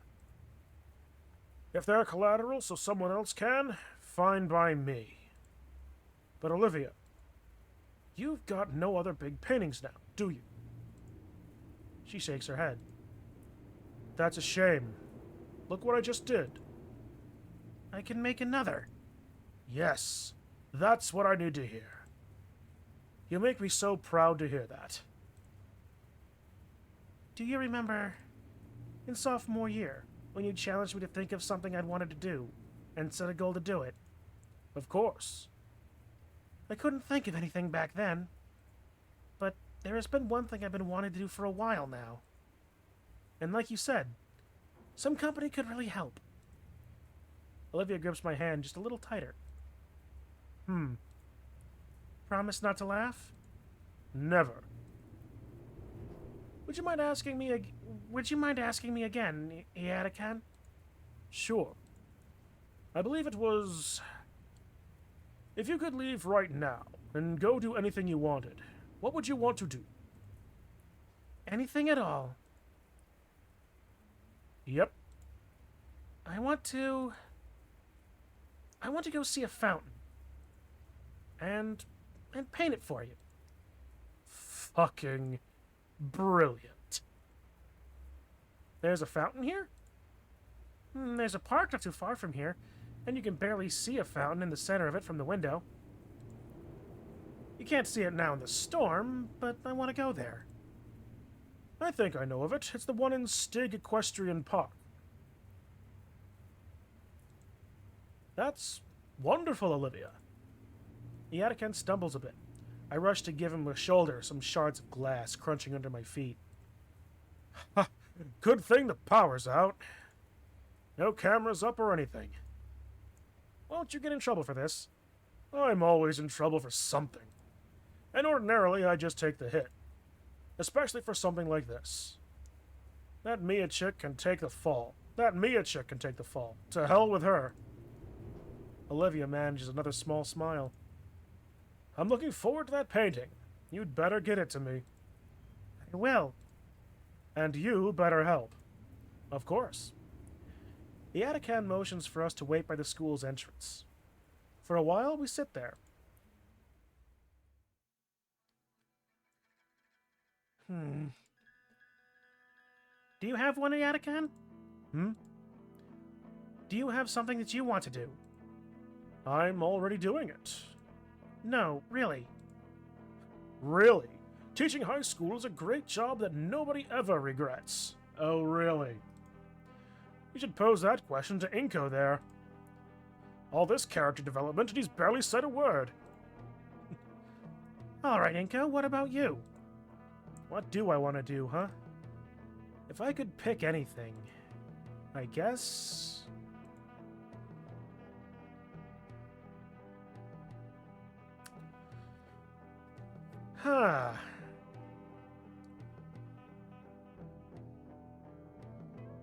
This is kind of already done.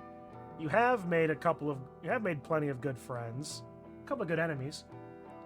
College is, as he said before, a little bit banal and rote. True love, while also banal and rote, is arguably a bit harder. And frankly, I think you've largely hit that right there.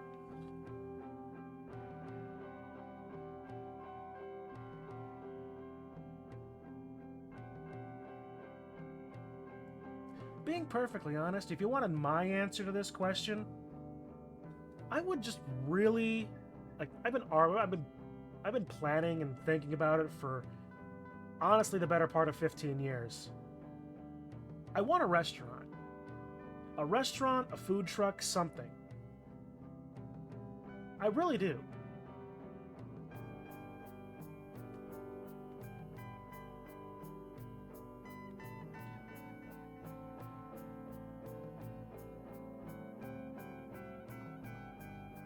Alright, let's see how to do this.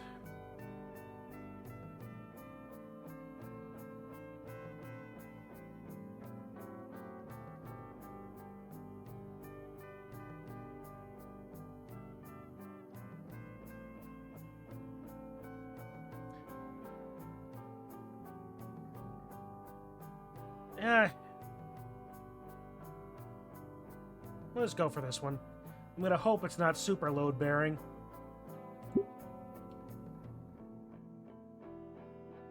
A more ambitious dream, and I can get behind it. It's a bit unimaginative. That's just hater talk. You should probably start looking more into the how and not the what. Like you would know. I totally can do it. Sure thing, Mr. Successful. Your blog doesn't even have 10 followers. You looked me up? Yeah, got bored. You can at least follow me if you're gonna cyberstalk me. I'll follow you when you make good content. Is that why people stick around with me? I've just not made good content yet? Also, your interpretation of Godzilla you copied from a video essay sucks, and you should feel bad. I copy Eatic. Well, they say all good things come to an end. What's that got to do with this show? I copy Eatican's motion with the axe and karate chop Olivia's leg. I didn't feel that, jackass. Well, I guess some banter is a form of motivation as well. Sounds like you have quite the promise to uphold now, Inko. Boo. Even with the disses being thrown around, what stood out most was the wild grin on Olivia's face. Between the staccato of rain and the uproarious laughter, time seemed non-existent. I could feel the muscles in my face ache, brought on by bouts of laughter and grinning, which made the taxi's arrival so disappointing. As we were escorted out to the parking lot, our mirth was replaced with something more. Calm. Comfortable. An easy quiet that let my thoughts wander back to the things that we said to each other. Back to what our tarot teacher had said. Navigating the world alone. For all the time I spent around Olivia and her friends, it never really occurred to me that she'd harbor something like loneliness. I mean, Damien alone is like a wild crowd composed of a single madman. And Liz, she's practically the group's nanny or something. The driver of the yellow van leans into his horn, and I can feel a baleful leer on me even through the haze of fog and raindrops. Olivia draws her hood up, and I hold my jacket above my head. With a final look to Mr. Eatican, we thank him. No need for thanks. Seeing my students grow and prosper into adulthood is all the reward this old fossil needs. With a wave, he sends us off into the rain, to the irate taxi man's van that yells at us about his burning gas. While Olivia works to get herself situated in the cab, I turn back. Mr. Eatican is sagging, meandering back into the building. Oi, hurry up! Right.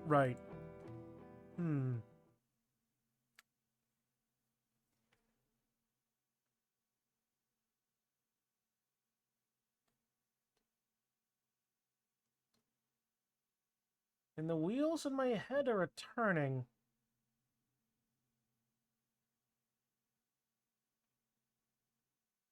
Whether or not Eatican retires is one thing.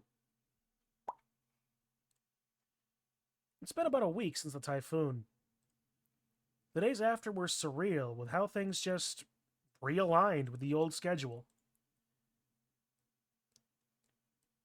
I'm wondering if he hurt himself with that axe. It's possible. It's very easy in the heat of the moment to do something crazy with an axe. And we watched something crazy with an axe, but you know what I mean. Eatican was serious when he told Olivia to keep off that wrist. He effectively banned her from painting until it got better. Meaning all week I've been doing our work as a group. It was exhausting.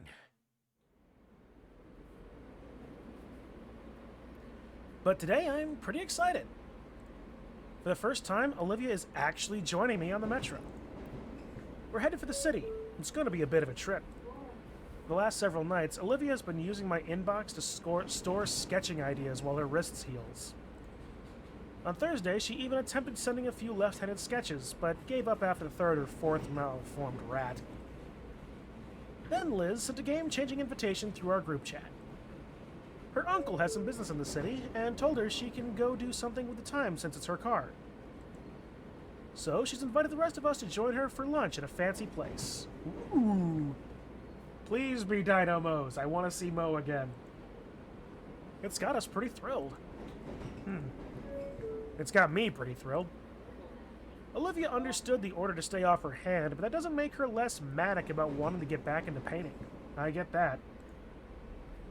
Why'd you agree if you don't want to go? Well, it's a trip to the city won't suck so bad if you're there. Even if I really, really want to start that painting. You're almost done healing. It won't be much longer now. More longer, I know it. But Iatakan said you should at least wait for Monday. Yeah, that too. Besides, I don't want to be around Damien while he's... Ugh. Poor guy looked positively miserable when I picked Olivia up.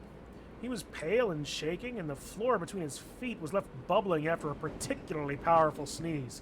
Ooh, he's sick. Has it ever been that bad? It happens like once a year. My sister had these amazing ear infections when she was younger that always propped up once a year, too. It's one reason we don't share a room. Well, that and... yeah. One moment he's fine, the next he's inebriated. This car is weird. You ride this every day? Yep, this is even my seat. Right next to the folding accessibility seat? What, did you start accounting for me before we even met? Maybe I did. She mouths something and rolls her eyes, but there's a clear smile after she goes back to watching the passing buildings. Compared to a car ride together, this felt a little more intimate. Even if there are more people in close proximity, none of them paid us any mind. Just Olivia and I. There are few places where you can be more by yourself than in the middle of a crowd. Several stations later, the metro grinds to a halt at our stop. Alright, you ready? Yeah. Olivia shoos my hand away when I go help her out of the metro. We step out into the chilled air of the city. I'm already getting goosebumps. That cold front is really making itself known. We should find Liz quickly before Olivia starts shivering. Are you seeing a long, big green neck anywhere? None that I know of. Great, that sounds awesome. We looked around through the alleyway into the closest shops. Maybe she's in the bathroom? I'd wait around, but I don't want to make Olivia wait out in the cold. Did we go to the wrong stop? Just text her already. I struggle being on mobile vehicles. Every metro I've been on almost gets thrown around the place. Yeah, depending on what metro system you're on. As I've been on New York and I've been on 3. New York, which is positively disgusting. Washington, D.C., which is nice. And Seattle, which was actually kind of nice. It was very nice. You just need to punch people and establish dominance. That's a great way to get killed. Especially in those 3 cities. Admittedly, I've only ever... let's see. I only ever really was on... What I mean is not the people, more of balance. Sounds like you have wimpy punches. I am almost 300 pounds of pure mass. You really think I'm that wimpy? And yes, I said mass, not muscle. I'm not... Okay, fine, whatever. Why do we always come here? I guess we'll never know. It's like a kind of torture to have to watch the show. I'm gonna have to find one of those boxing machines. One of those punching bag machines. See what... I'll also be honest, I've been telling myself, go to the local gym. Like, I technically have access to the school gym with my employee ID. I technically could have been using campus facilities, I think, for the last 10... I don't even want to think that I've been a janitor at this place for almost 10 years. And I just haven't. Mostly because I work nights. Yeah, just text her already. Crap, right, I'm dumb. What the hey, where'd you go? A moment later, her head ropes out the door of a nearby coffee shop, followed by the rest of her. I'm never gonna get tired of this joke. This is amazing. Yeah, I've been on the Metro bullet trains and the Atlanta airport, and standing is hard for me to do. Oh yeah, like if you have to stand, then it can be a bit of a problem. You really want to get a seat most of the time. But yeah, I get you. I get you. Hey, Inko! Glad you guys can make it! Yeah, I just got confused. Didn't know you would be in the cafe there. Really? I've been in there the whole time. I messaged Jamie and I went in to escape the cold and... Where's Damien? Oh man, he got nasty sick right before we left. He couldn't make it. But... Is he fine? Oh, he'll be fine, I think.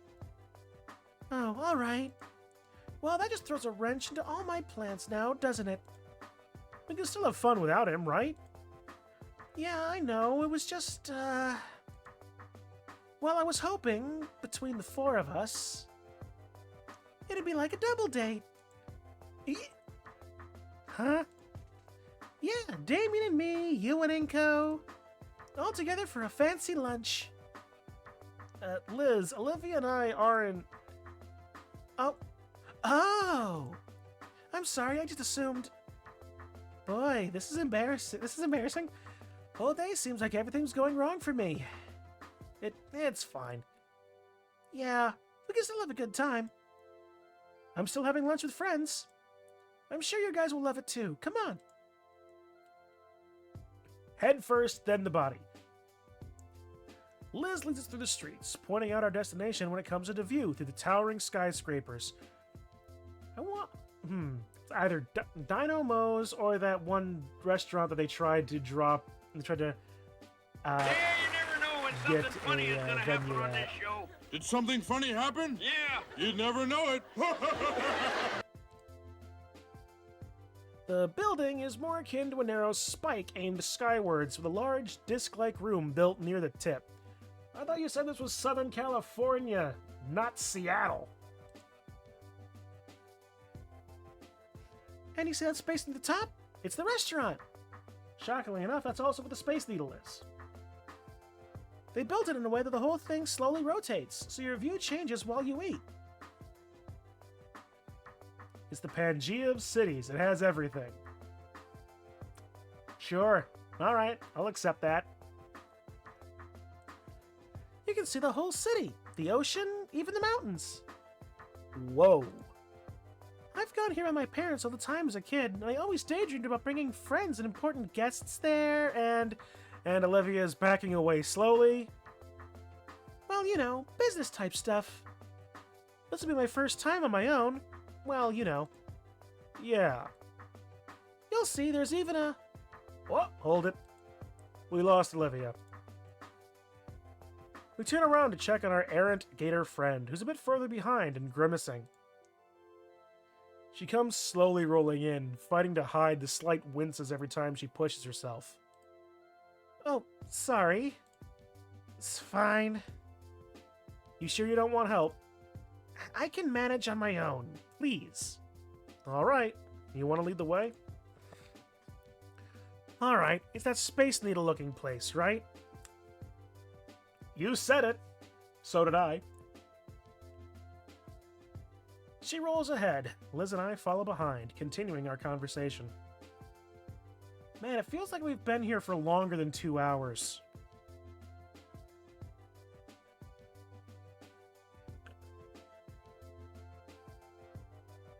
Ah.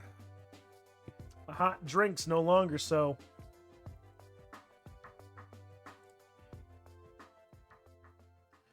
The restaurant is an impressive spire, with the actual seating area 30 floors or so up. Many things have happened. They certainly have indeed. Hang on, I got a tickle in my ear.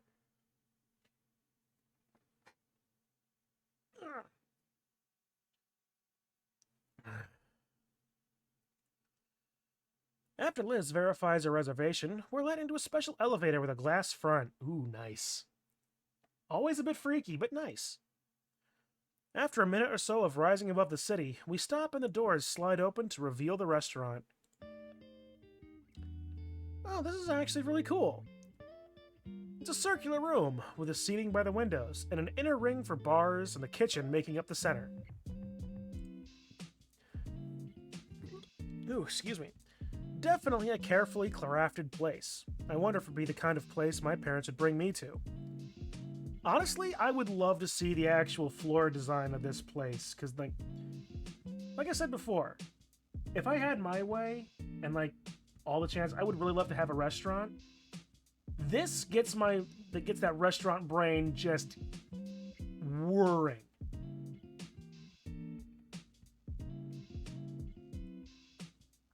I'm terrible to take to new places because I always am analyzing stuff.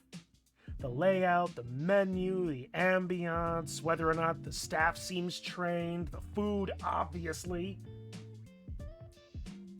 I don't go into the back at all, frankly. So I don't know what the kitchens are all that like. But seriously, it's one of the few things that actually stuck with me about, from culinary arts and hospitality management. I took more restaurant management classes than you want to believe. It's like restaurant management and that kind of stuff, and a tournée of potato. Like, restaurant management is fun. Potato tournée are useless. Straight up useless. Don't get you started. I inherited a pair of gift cards for an Italian restaurant from my grandparents, and holy shit, it was an experience and a half, and hands down the worst place I've eaten, and loved every second of it since it was free. Ha! I can't tell if that's if you're saying that's a good thing or a bad thing there, memes. Heard the Tokyo Tower is busy on the inside. I'll believe it. I'll believe it. One of the densest goddamn cities for population in the world. I would believe it.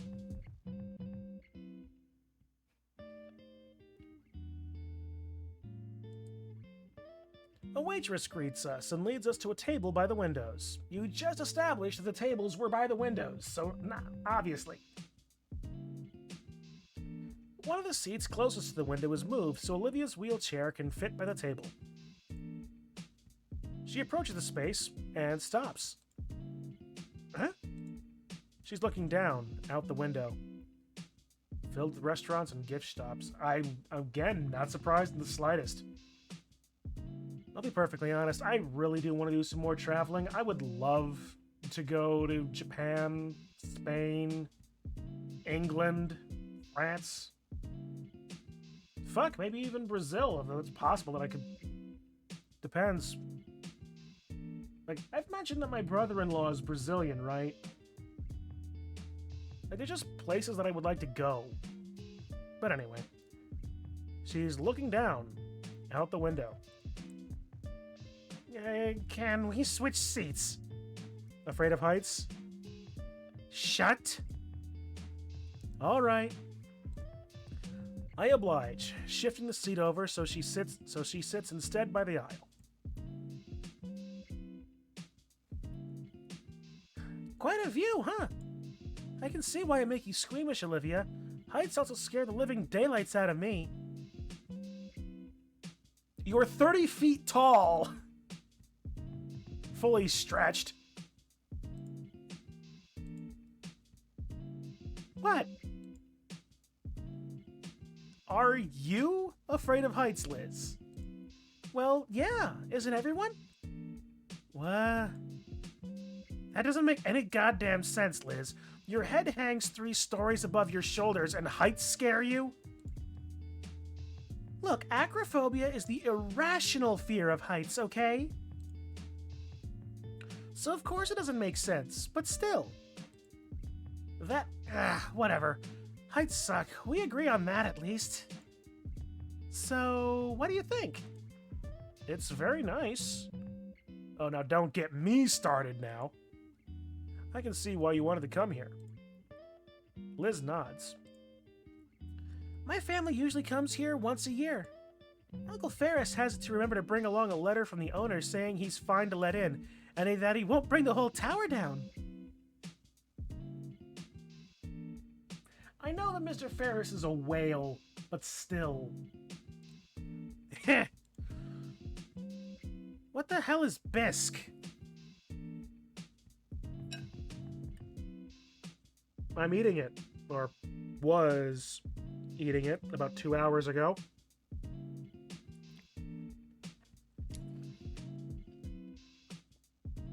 It's good.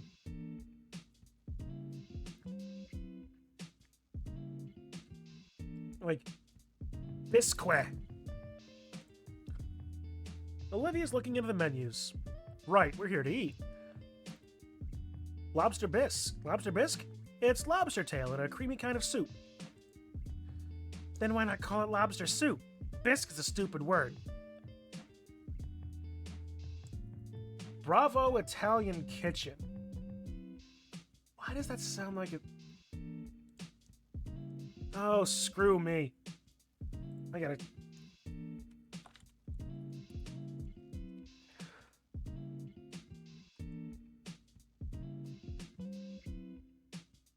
Oh, okay.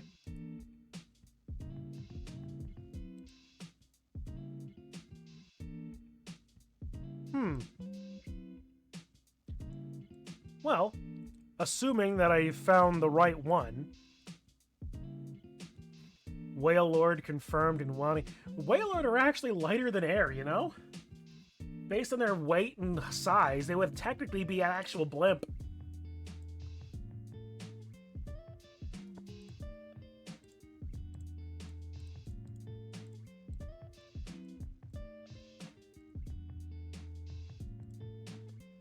I really want you to close your eyes and let me take you on a trip there mentally. Well, I really can't close my eyes and read what you're saying. But okay. Elucidate me with your stories of Italian food gone wrong. The walls are wallpaper with weird ripped revealing brick, but it's all wallpaper. There's random marble Roman pillars around.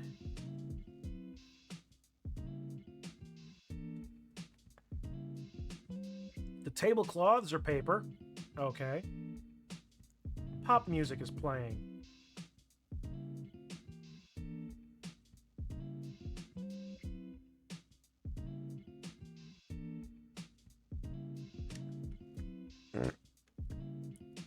It's oozing faux fancy. Aha.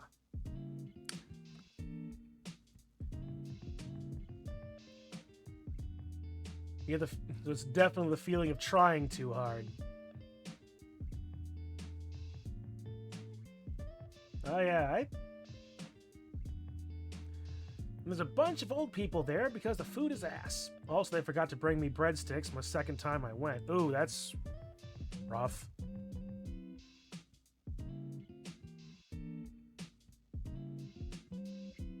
I think when you gave me the name, I immediately went to Google it. I think I'm looking exactly at that location, memes.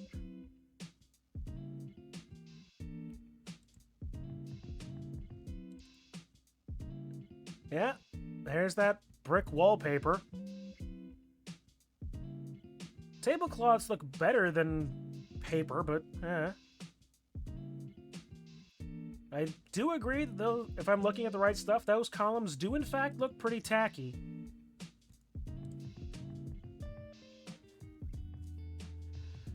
Such a mismatch of you don't know what you're doing because it doesn't commit to actually being fancy, but it also is too fancy to be playing pop music and being that ass. Yeah, the pop music is the part that really kind of gets you with that. Like,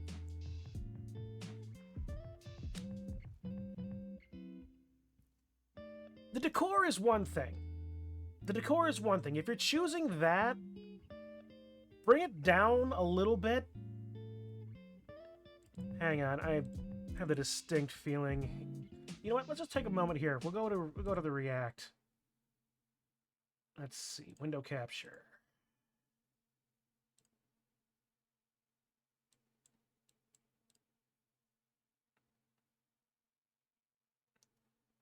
Also, looking Also, looking back at my Discord history, when I told my friend about it, they made horrible mango tea, and I live in the South. Ooh, yeah.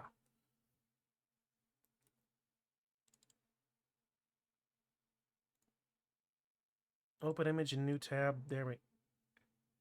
How do you fuck up mango tea? That is a very good question. One that I do not think I have a good answer for. Let's unlock that. But yeah, I agree. There's a lot of a problem with this.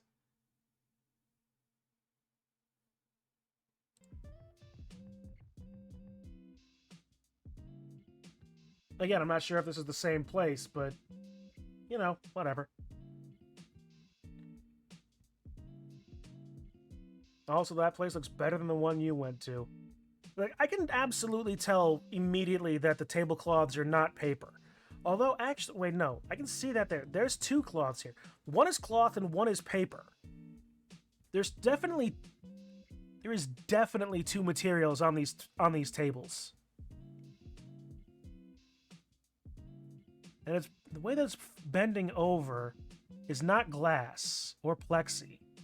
I've seen that too.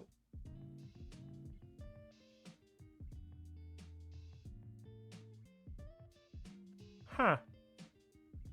You know, that's one way to mitigate. Actually, no, that one I went to had the carpet that you found in public buildings. They're really shaven down and somehow hard. Yeah. All right, well, that was fun. Let's turn off that one.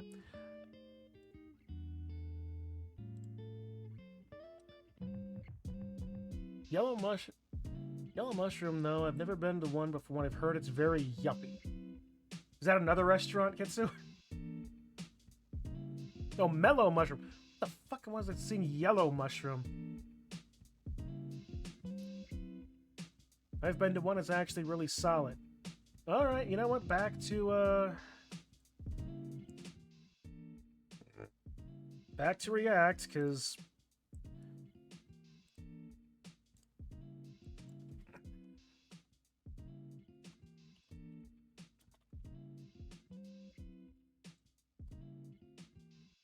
the best stone-baked pizza. Oh, really? Mellow Mushroom Steakhouse. Oh, that sounds dull. Oh, really? Pizza is great, and the staff from the local one were college kids that were high as kites.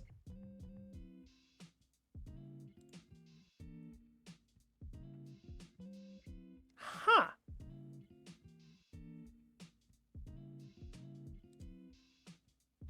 On the TVs, there was a historical documentary next to something off. Let me look through my Discord history.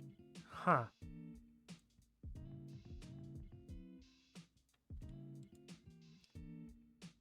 This is Duck Dynasty. Oh man, I love Duck Dynasty. That was a fun show. Are we still? Or is that downstairs? But yeah. Anyway.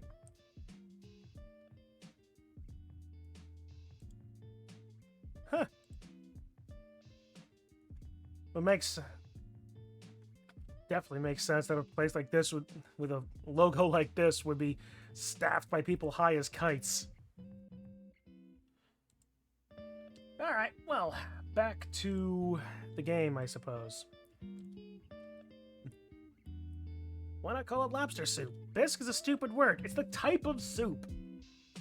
Don't ask me, like, you want to know why it's stupid? It's simple. It's because it's French.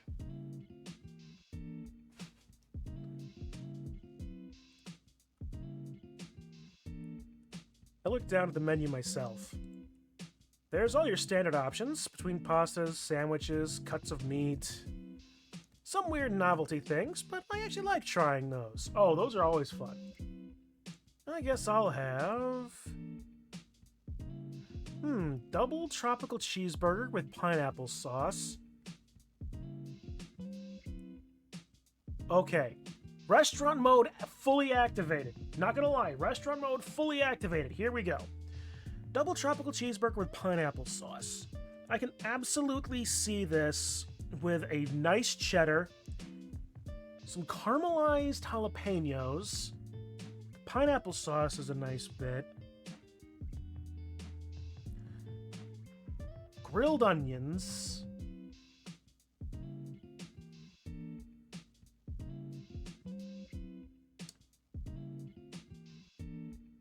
And not mayonnaise, but some variety of a off spicy aioli on that. That sounds amazing. Chicken pizza. The chicken is the crust. Oh, do not even get me started on this being an idea. Pounded and breaded chicken cutlets.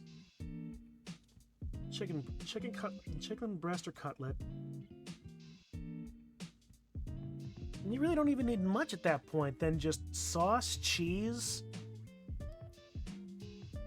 At that point, really, then that's just a chicken parmesan, which could be amazing in and of itself. I think with something like this, I'd stick with something that's just fairly simple. Basil, mushrooms,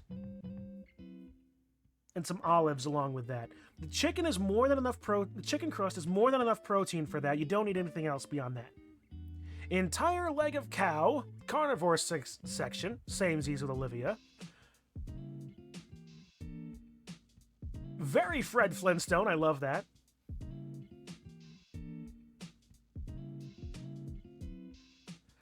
And the Vol Caldera kebab. The wooden steak is even carved to look like the restaurant. Now that is a gimmicky piece of marketing that I can fully get behind.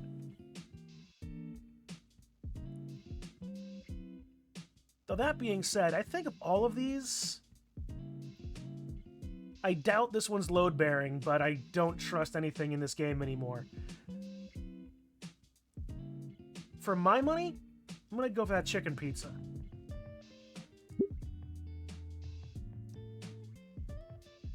Oh,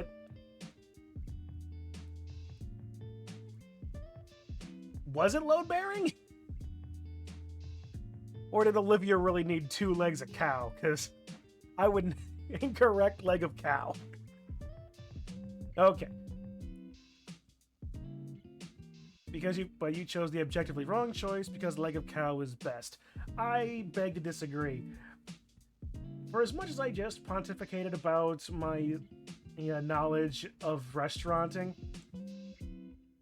the double tropical burger sounds good. Oh yeah, it absolutely does. But you're also forgetting one thing about me. I'm a simple man that likes going to KFC as well. Did you ever have the Double Down burger? The Double Down chicken sandwich? The sandwich was 2 pieces of fried chicken, cheese and gravy, and that was the sandwich. The chicken was the bun. It was beautifully unnecessary and delicious.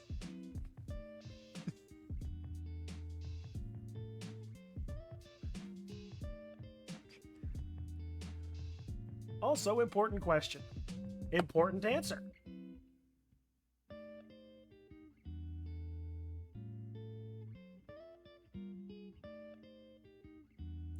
Do you eat the bone marrow and crack the bones with your teeth? No, I don't, actually. But I don't generally tend to get many steaks very often. Also, this is why you are a weakling and avoid the leg of cow. I may be a carnivore, but I've been more mindful of my dental health lately. Because I absolutely love just being a hyena and eating the bones. To each their own. But yeah, alright. You sure? With onion rings. Oh, I'm liking this order even better now. If you want it, I'm buying. They serve breakfast all day too. Sold! Sold. That chicken pizza sounded great, but dude, do not get me started. I would, if you give me the option, I would just love trying people's omelets, and heaven help you if you have sausage gravy and biscuits on the menu. I'm done. I'm just going to be done all day because I'm just going to, give me all the food in my belly. I'm going with their pancake platter. Liv waves a waitress over and we give our orders. Nostalgia pick? You got me. It takes me way back. She stares out the window. I look out at the horizon as well. The view is shifted a bit to show the mountains. We all look out for a long while. Maybe a little too long. Ordinarily, this would be around the time Damien would say something that kept the conversation going. Oh, right. He's usually the one bringing us all together. Yeah, it's strange to think about, but Liz and Olivia aren't really more than acquaintances. But during lunch, it's Damien that always makes sure everyone else is included in the conversation. Nothing comes to mind. I don't think I'd make a good Damien. One moment, please. And we find ourselves in a bar that looks very much like an Applebee's. Psychedelic flamethrowers. Well, at least ways you have an interesting name. Thank you, memes. Into the gator pit with it.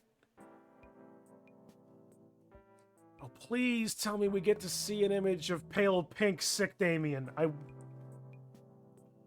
ring Damien up in the hallway. He's sick, yes, but hopefully he'll have something for me to use. If he picks up. Please. Yellow! Vinny? I want to talk to Damien. Nah, he's out right now. Mom's with him in the backyard. He's puking his guts out into a bucket.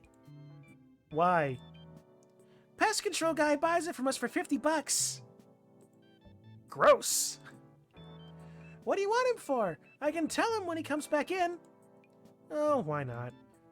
I wanted to know how he always keeps our friend group so lively. Like, I was considering small talk, just bringing up movies or something.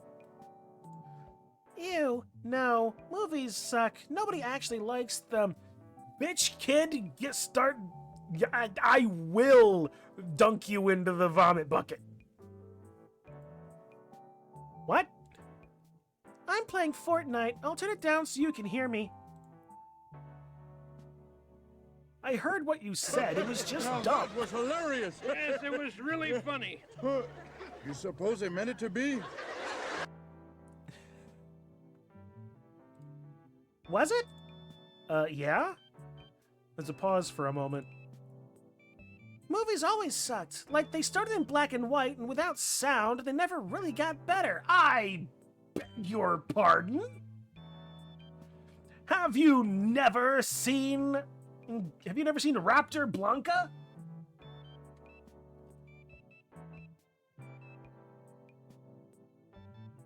To krill a pterosaur?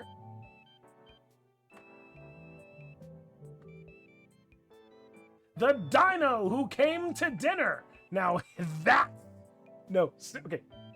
Jurassic Park, also that. But I'm talking about black and white movies more specifically. But no, seriously.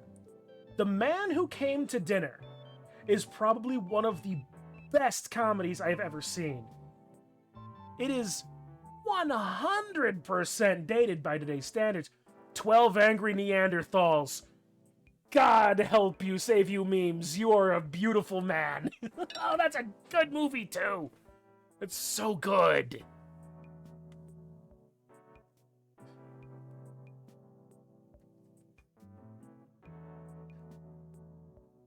Never really good. Anyway, back to shitting on the kid.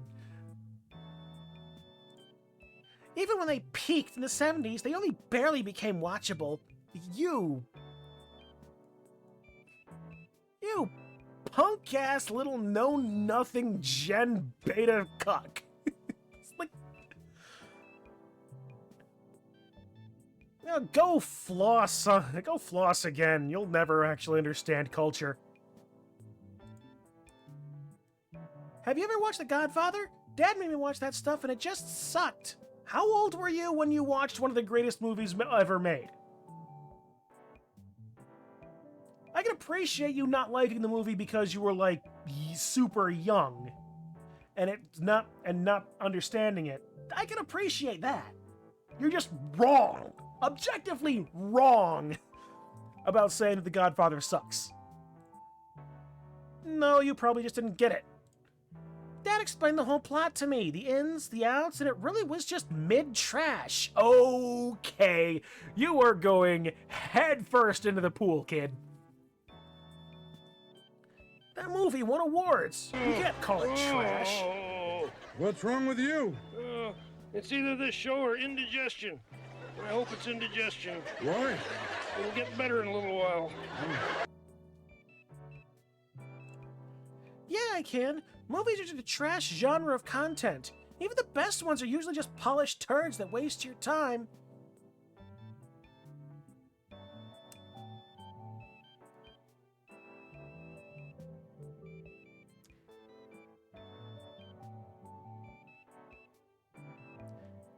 Videos floss. I don't mean that dumb dance. I mean go to the bathroom and wash your mouth out and floss your teeth. Yeah.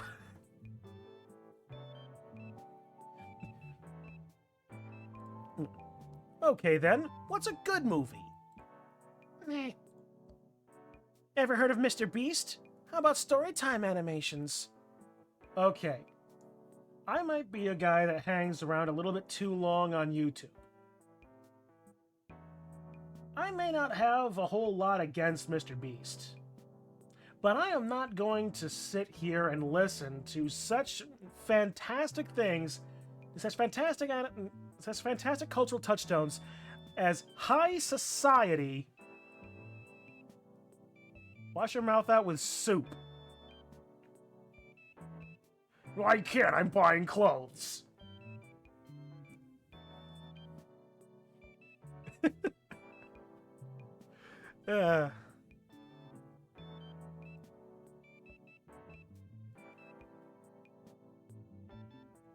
Dude, Mr. Beast doesn't hold or even Storytime animations do not hold a candle to even It's a Mad, Mad, Mad, Mad World.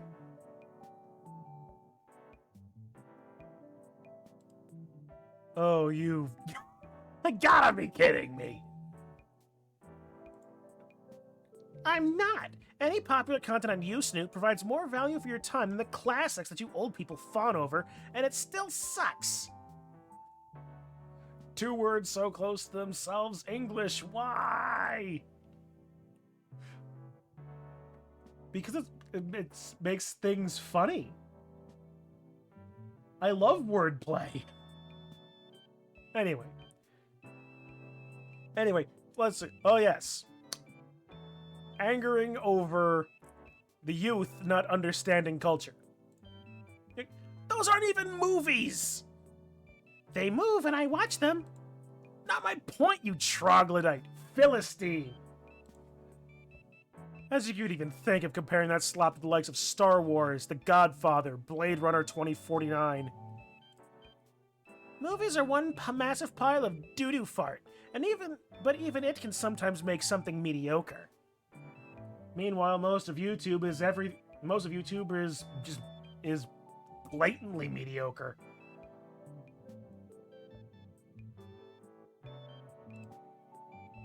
Those are billion-dollar franchises. Millions of people will disagree with this deranged nonsense.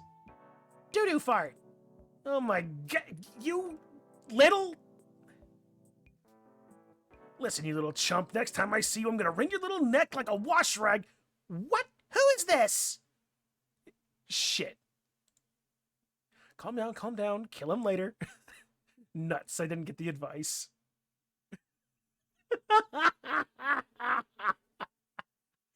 Oh, that was exactly the type of comedic we needed after all of that heavy.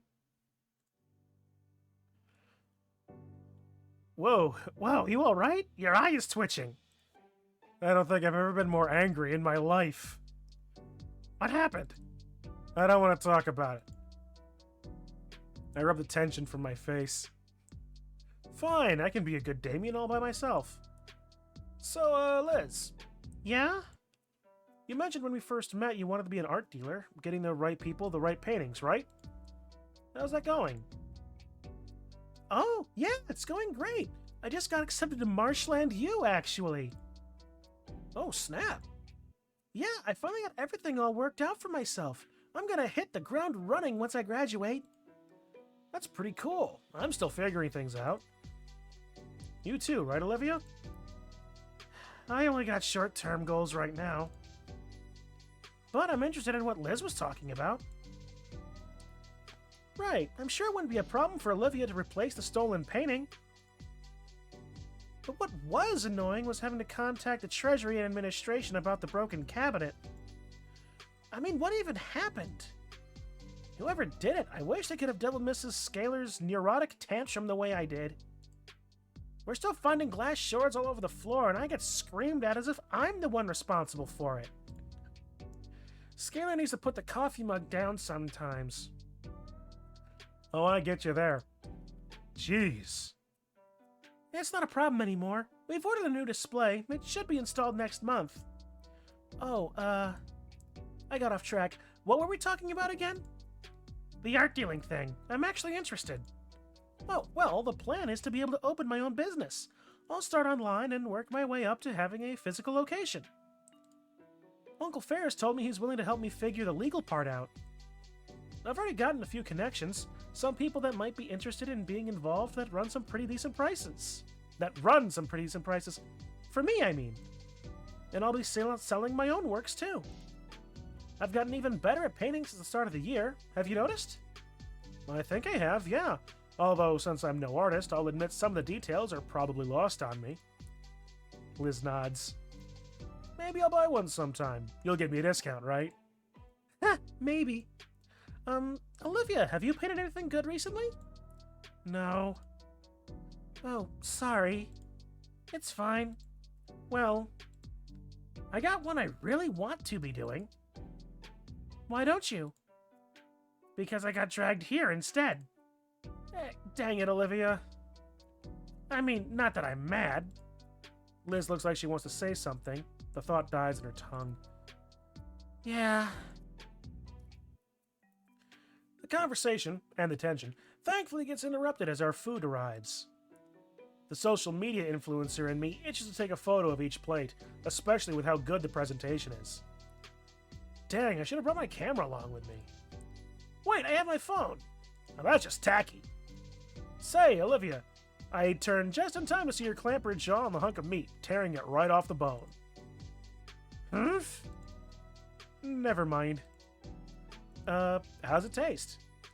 She takes a moment to chew her food before sending it down the hatch. Then, smiling, says she gives me a greasy thumbs up. Liz chuckles from Olivia's good review as she lowers her head to get the first bite of her pancakes. Given her neck is making movements equivalent to doing the happy dance, I'm guessing that the pancakes are good here.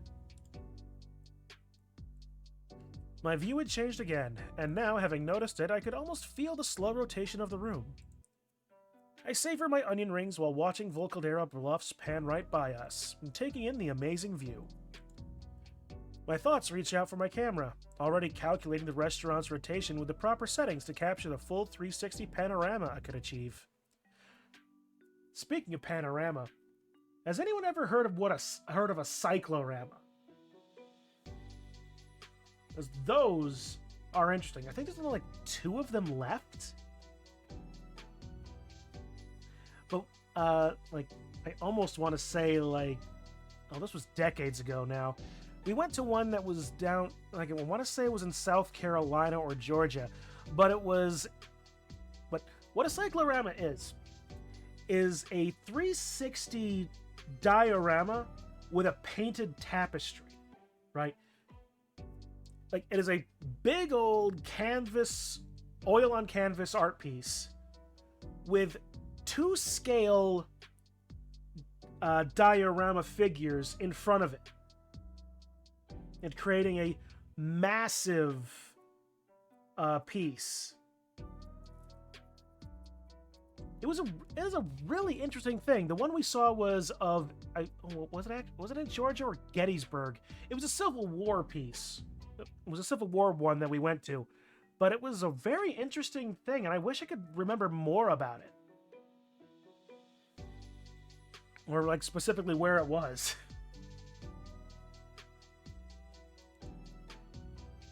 And a separate section of my mind recalls the other panoramic of the city I saw. The one that is now nothing more but shredded debris. Say, Liz. The Brachiosaurus takes a moment to respond as she attempts to cram her snout into her glass of water. Why do you need to have such a sour face there? Stupid glass, don't straw. That explains a lot. Yeah? So you mentioned it all about wanting to be an art dealer and a part of that system.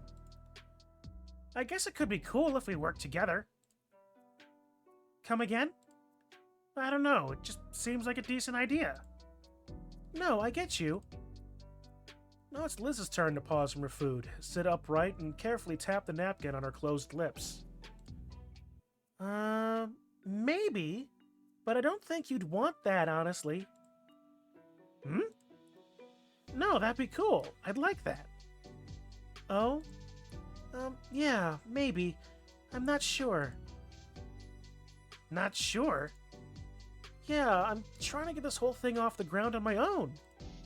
Without others' help, right? Like how you feel about your art stuff. That's different. The point is, it's important to me that my start is as self-sustaining as possible.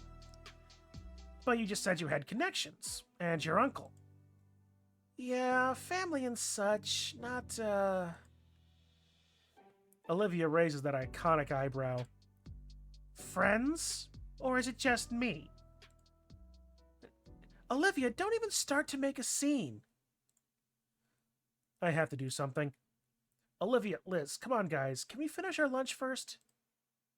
How am I making a scene, Liz? I'm just curious about your life for once. Well, not like this, then. I'd rather you go back to giving me the silent treatment. Oh, no. Oh, no. What have I done? What's your deal? Damien and Inca want us to be friends. Here I am actually trying and... What? Am I not worthy enough for your stuck-up... Ugh. You didn't want my friendship before, or Damien's, for years. It just sounds a bit like you want to be friends now because you can get something out of it. I want to be friends, just not like that. I thought things would finally start getting good. Olivia, there's lots of people less fortunate than you. You have the support of your friends, all the offers. You can't blame me if you just ignore both. Liz, let me finish, please. I'm not mad. I envy you, I admit it. Anyone would, effortlessly getting that attention and help. I hate it. I know, and I know it's wrong. That's what I've been thinking for a while. I see all these things you have available to you all these years, and you just take them for granted. I just think it's a wasteful way to live. Look, sorry, I appreciate you guys. After telling to my face how you'd rather be elsewhere and not here while eating at my expense? You know what, Olivia? This is the most nice I can do for you at the moment, because you really don't deserve anything else. Oh, here we go. Liz! Liz claps a hand over her mouth. Olivia doesn't respond. She looks down at her plate. Well, I'm glad we're almost done with this.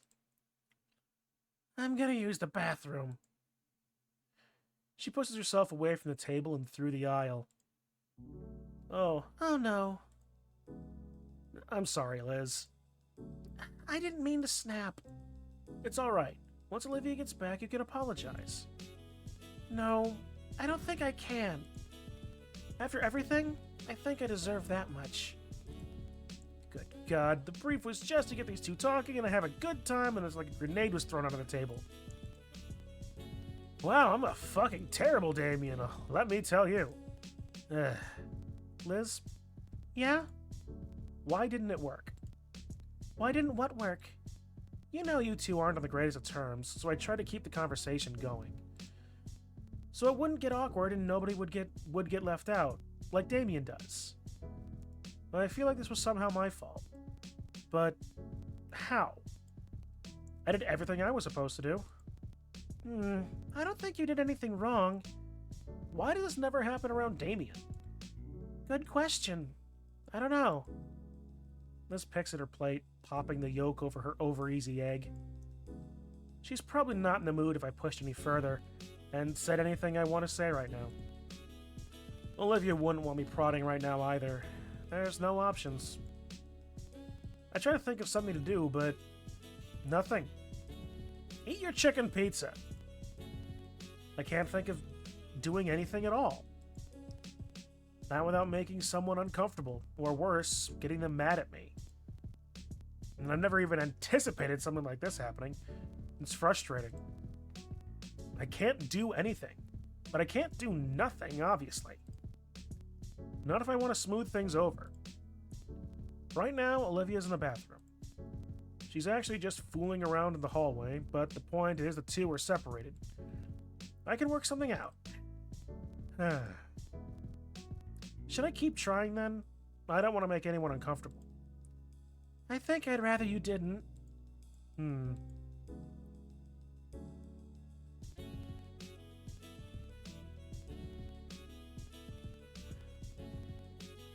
Okay! If it weren't 15 minutes out, I'd probably stop here, but... Oh, how far are we from the next spot? And are we still a fifth of the way through the game?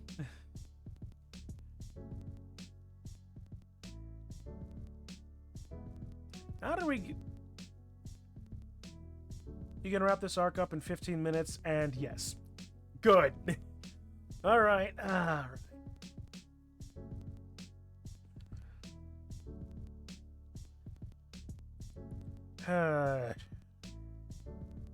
Putting the impetus on Liz to help you out is not the right thing here. She's already self-conscious enough to begin with. Asking Liz for help, how does she know how to deal with avoiding upsetting others? I don't think she really knows either, and probably not going to get a whole lot of extra help there. Finding Olivia and leaving Liz alone is, again, not a great idea.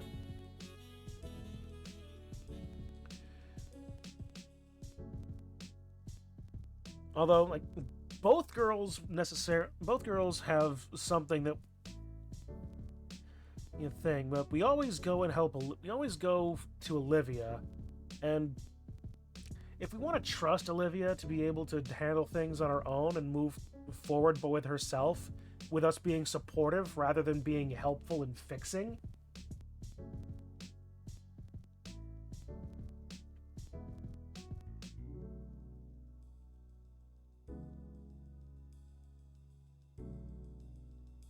I think at this point, maybe asking for help versus like demanding it, or putting the blame on her. No, not blame, but putting her on the spot here.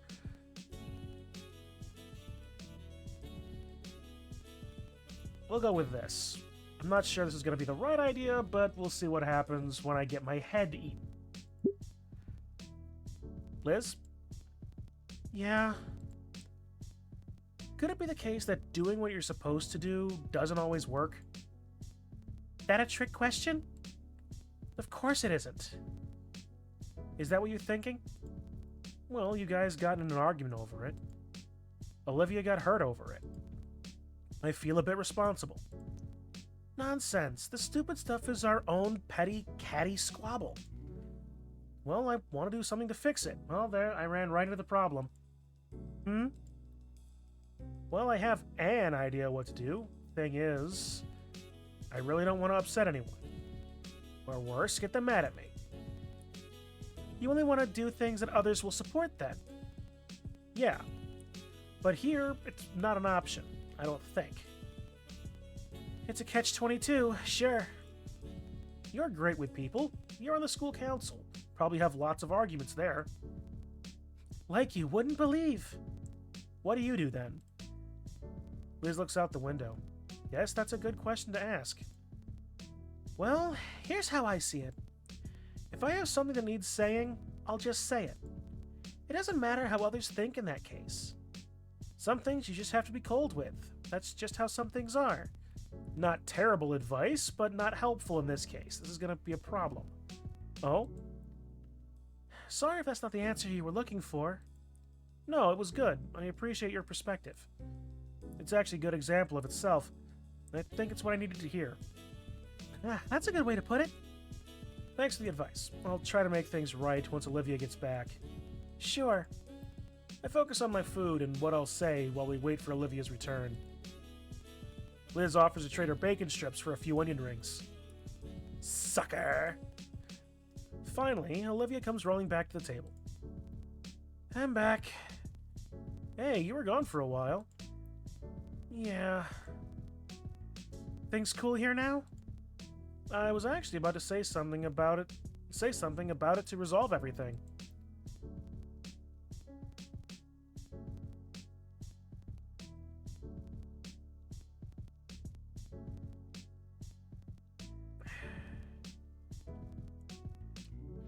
Oh, here we go.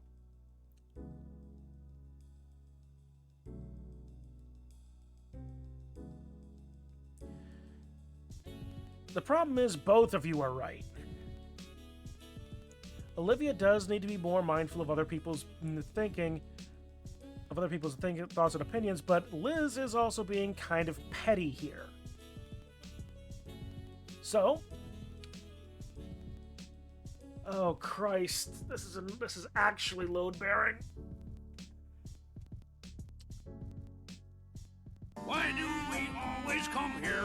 I guess we'll never know.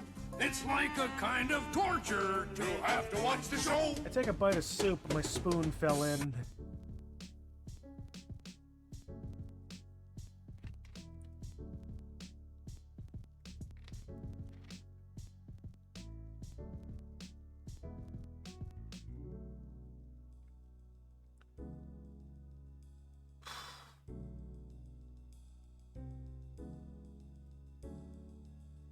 I'm gonna hate myself for this. Down the middle. You're both my friends. Both of you are right and both of you are wrong.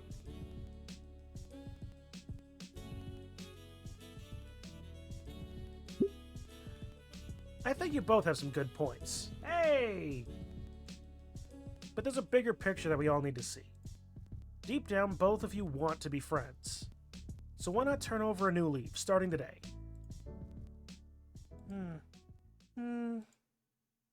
Is that it? Pretty much, yeah. So are we good? Sure, I guess. Yeah. Maybe I did hit it. Or we're just being like, yeah, whatever. After things settled down, we finished off our meals.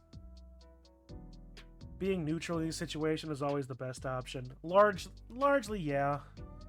But they both did have very valid points with each other.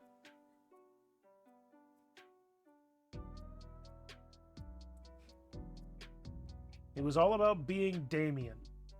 And which option would Damien pick? Damien would have gone down the middle too, wouldn't he have? Smoothing out. He wouldn't have taken one side over the other. That's a very good point.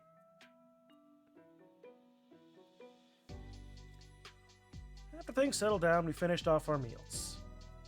Well, Olivia finished our meals. Liz had noticed at first when one of her whole pancakes simply vanished. And I thought my onion ring pile was looking smaller by the minute. Looking Olivia's way, she simply waved at us with the most bizarre concoction of onion rings, flapjacks, syrup, and beef on her plate.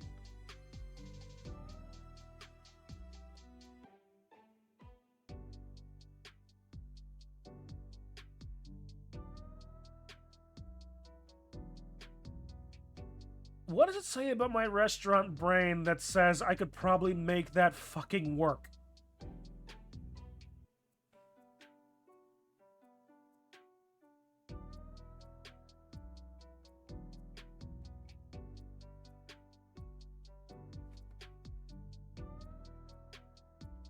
Sweet and savory, yeah.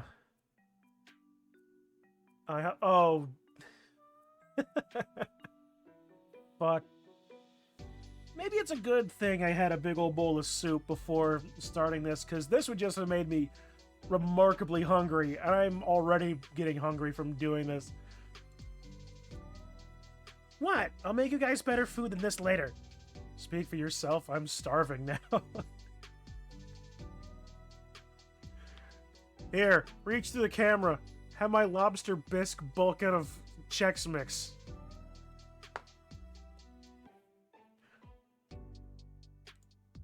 The theft of our food stopped shortly after that, and though the portions had diminished, we all were thoroughly satisfied with the meal. Chex Mix is garbage, though. I'll agree, but sometimes it's a satisfying garbage. Especially the cheesy ones. Like, if I'm of a mind, I would down this I would down 2 bags easy.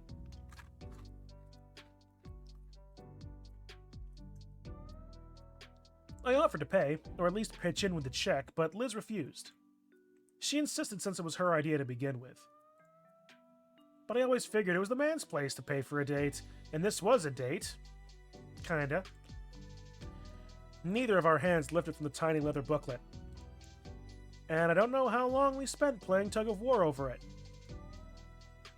Olivia at least found it amusing, even recording our stare-down on her phone.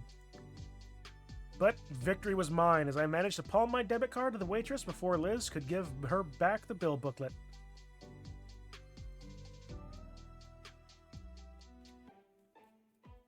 Near you is a Tex-Mex. Ooh.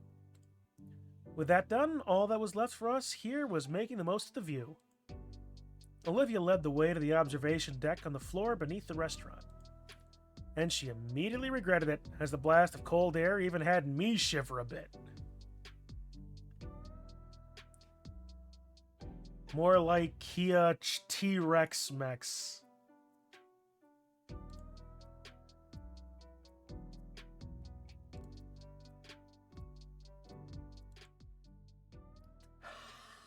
Ah!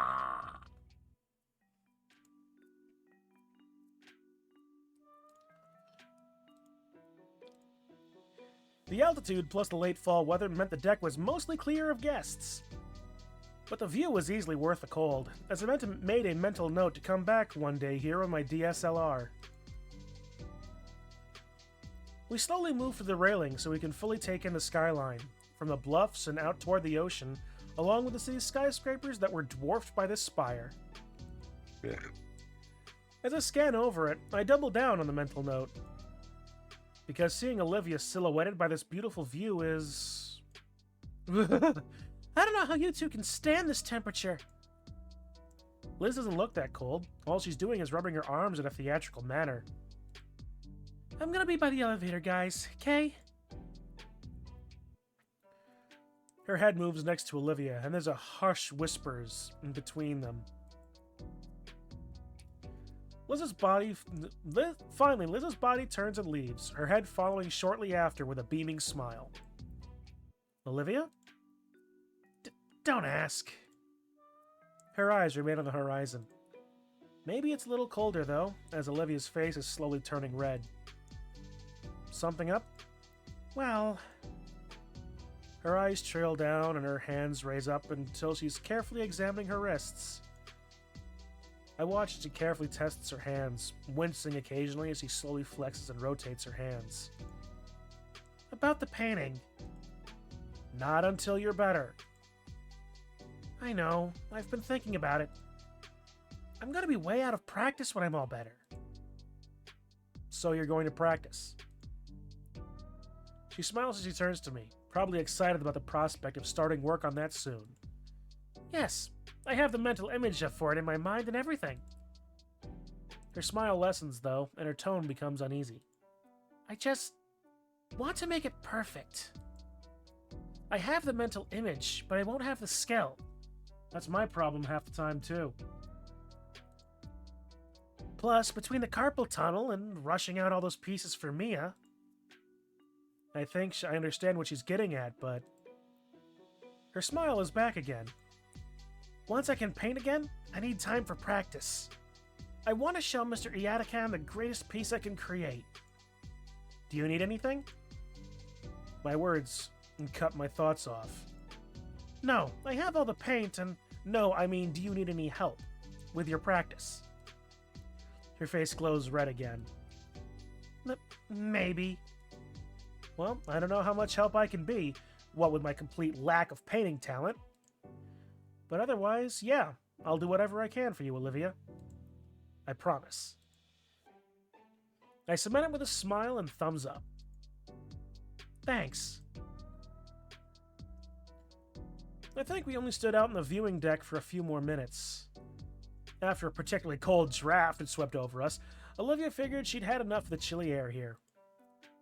We made our way back inside to the elevator station, where Liz was standing idly.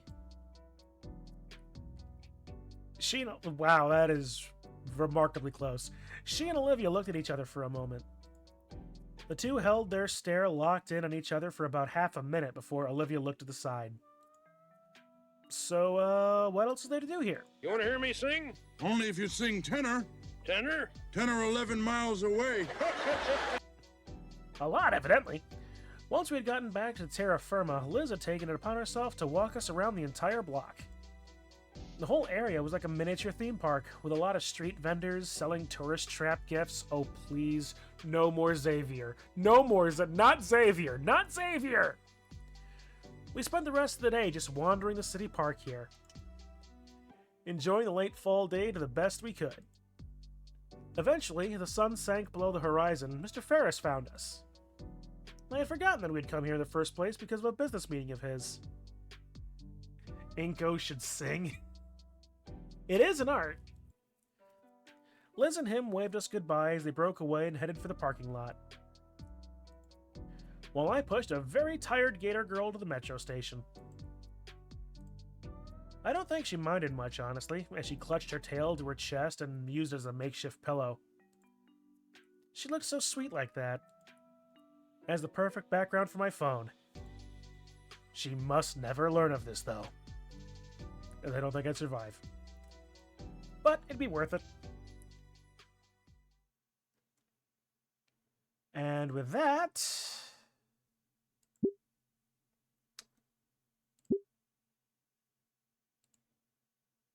Page 2! We never got to page 2 last time.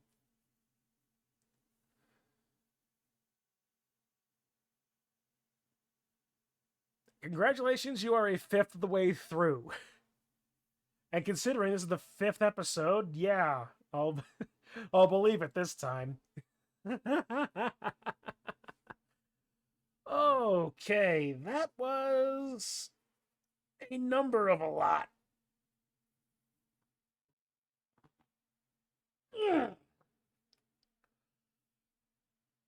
All right. That was a number of really good bits of storytelling. I very much like the more focused character pool.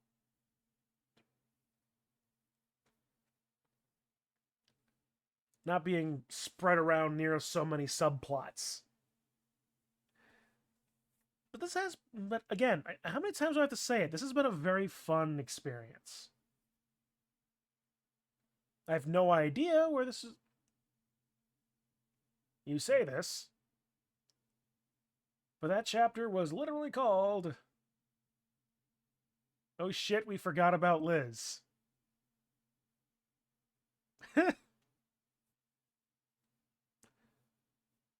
Where are these chapter titles?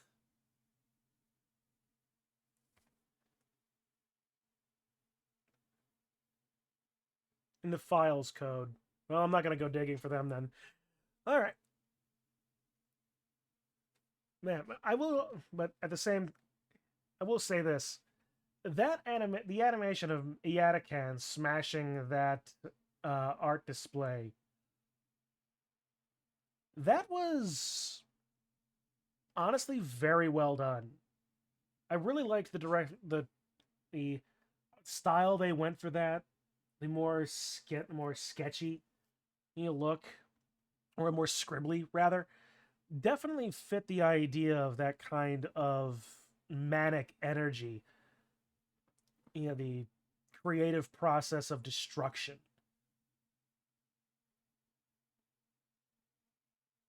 And you did get very worried for a very quick second there, watching a Yatakan come up with a cigarette and an axe.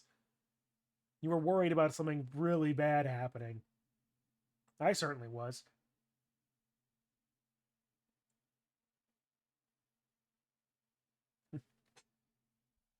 And also, the E1 is boring and nothing at all will happen.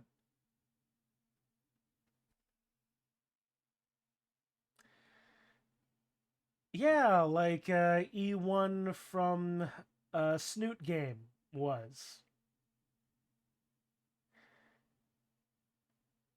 Oh, crappity. No, you lied that time. You can trust me. This time you can trust me, I promise.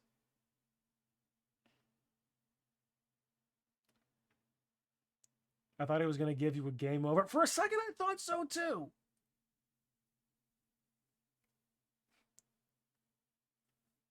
Especially considering I was remembering that memes said that he was based off of a Power Rangers villain. Was that right? I'm not familiar enough with Power Rangers to recognize the reference, but all right. So yeah, I can appreciate it that it could have been something a lot worse. The presence of a taser was hilarious, though. But I mean, going back to that scene, it was a lot. It was very, like I said, it was very well done. The more anti-hero flip-floppy villain. All right, fair enough. One thing I did absolutely notice, I caught the reflection of Yatakan's actions in the eyes of Olivia. That was there was a lot of really nice little touches in that. You really felt the visceral nature of the whole thing.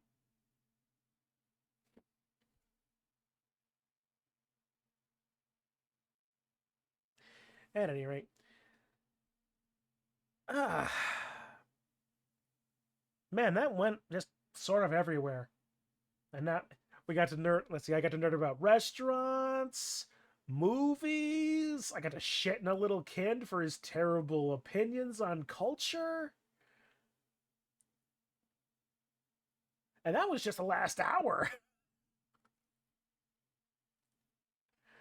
Might have only just been the last half hour.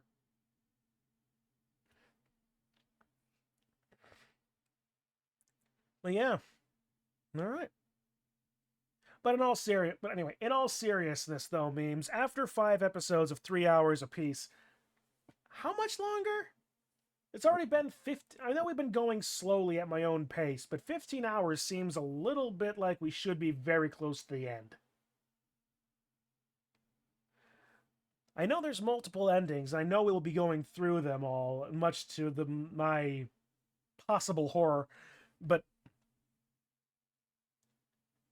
remember how Snoot Game was scored? Yes. With the Fang and Anon score? Yes, I do. Is there a similar thing with? I'm assuming that with one of the other folks that showed up the last time, that it's a similar thing, just on a slightly larger scale, right? Like the other one was like a 3x4, and the other viewer said it was a 6x6. And one of them has no more choices. The final score for one of the two is locked in. No, just the same score. Okay? It's just this. Okay. All right. Final score for one of the two is locked in. All right. Well. Okay, so we're not done with the choices yet. What ending do you think you're heading towards? Well, assuming, okay, you said there were 4 endings, right? And assuming that they all go in increasing order of bad to good, I genuinely don't think we're heading for 1. I'm almost certain I am not hitting 4. So I'm just going to say 3. Let's split the difference. I'm going to say that I'm going to hit the third ending the same way I hit the third ending first in Snoot. I could very well be wrong. And Lord help me, if I hit number 4, if I somehow have hit ending 4, I'm almost tempted to not go for the other 3 because, shit, I don't even want to consider. Like, I actually did the thing. And then we'll just move on to something like Dark Souls for next week. I don't know. No, I'll still do all 4. Alright. Okay, but yeah, with that, well, remember, we're only a 5th of the way through, wink, wink, yeah. It's only the 5th time we're a 5th of the way through, and the maths. Alright, well, I think with that, it's probably a good time to close up. I think my insinuation is flying over your head. It probably is. It's late.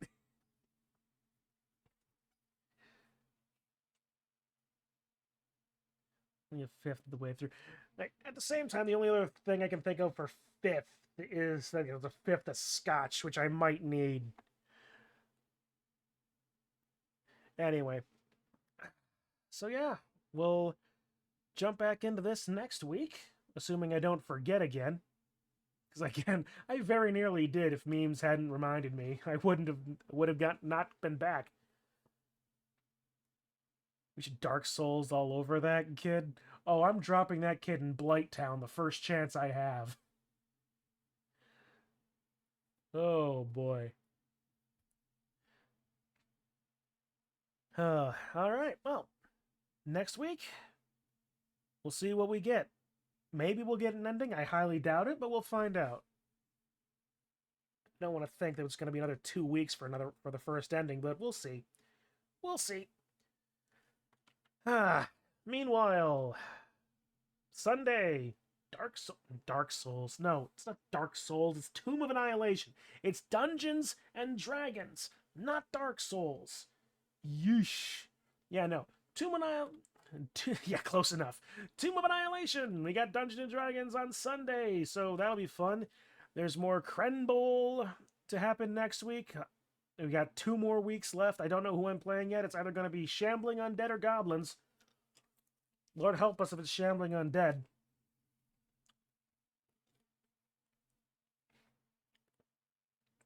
But yeah.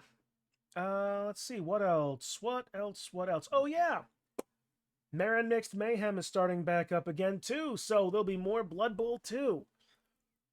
We have ourselves our team, the Union of Small People, the Offstars. Tombs of Dark Souls, Annihilations. I wonder if Duskbloods is going to have, like, an Aztecian kind of map. Or if they're just going to stick with, like, the Gothic Steam / Diesel Punk for all their maps. Because Lord help me, controversies being what they are, I do plan on getting a Switch 2 as soon as I can. And Mario Kart, Pokemon, and Duskbloods are on my short list. So, here's hoping for those being fun. Alright, well, that's about it. So, yeah. Thank you all for hanging around. Should be a bunch of good games coming up next. Just all have fun and more stuff to come. But anyway, yeah, thank you all for hanging around, chatting, being all around cool dudes. I will see you all in the next one. And don't think I don't see that one lurker. You're in there. I see 3 viewers on my Twitch stats. Don't try to hide. Well, shall we leave? Why should we leave now? The worst part's over. Looks like it's high Gothic. It certainly is part of it, definitely. I'm excited to see what's going to happen. FromSoft always has a lot of great stuff. But yeah, until next time, guys, I will see you all in the next game. Have a good rest of your night. Such as it is. It's pretty night for me. Okay, bye. Wait, hang on. Hang on. I lost my button. Where are my controls? Ah! There it is. All right, night.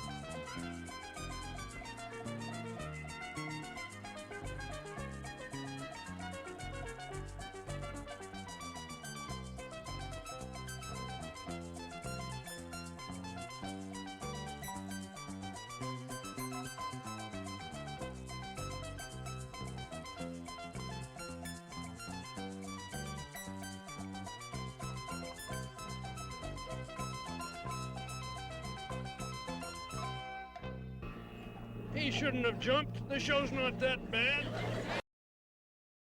Every show, Statler and Waldorf sit up here. Show after show after show. Now I see why. You see why they come? No, I see why they left. Oh.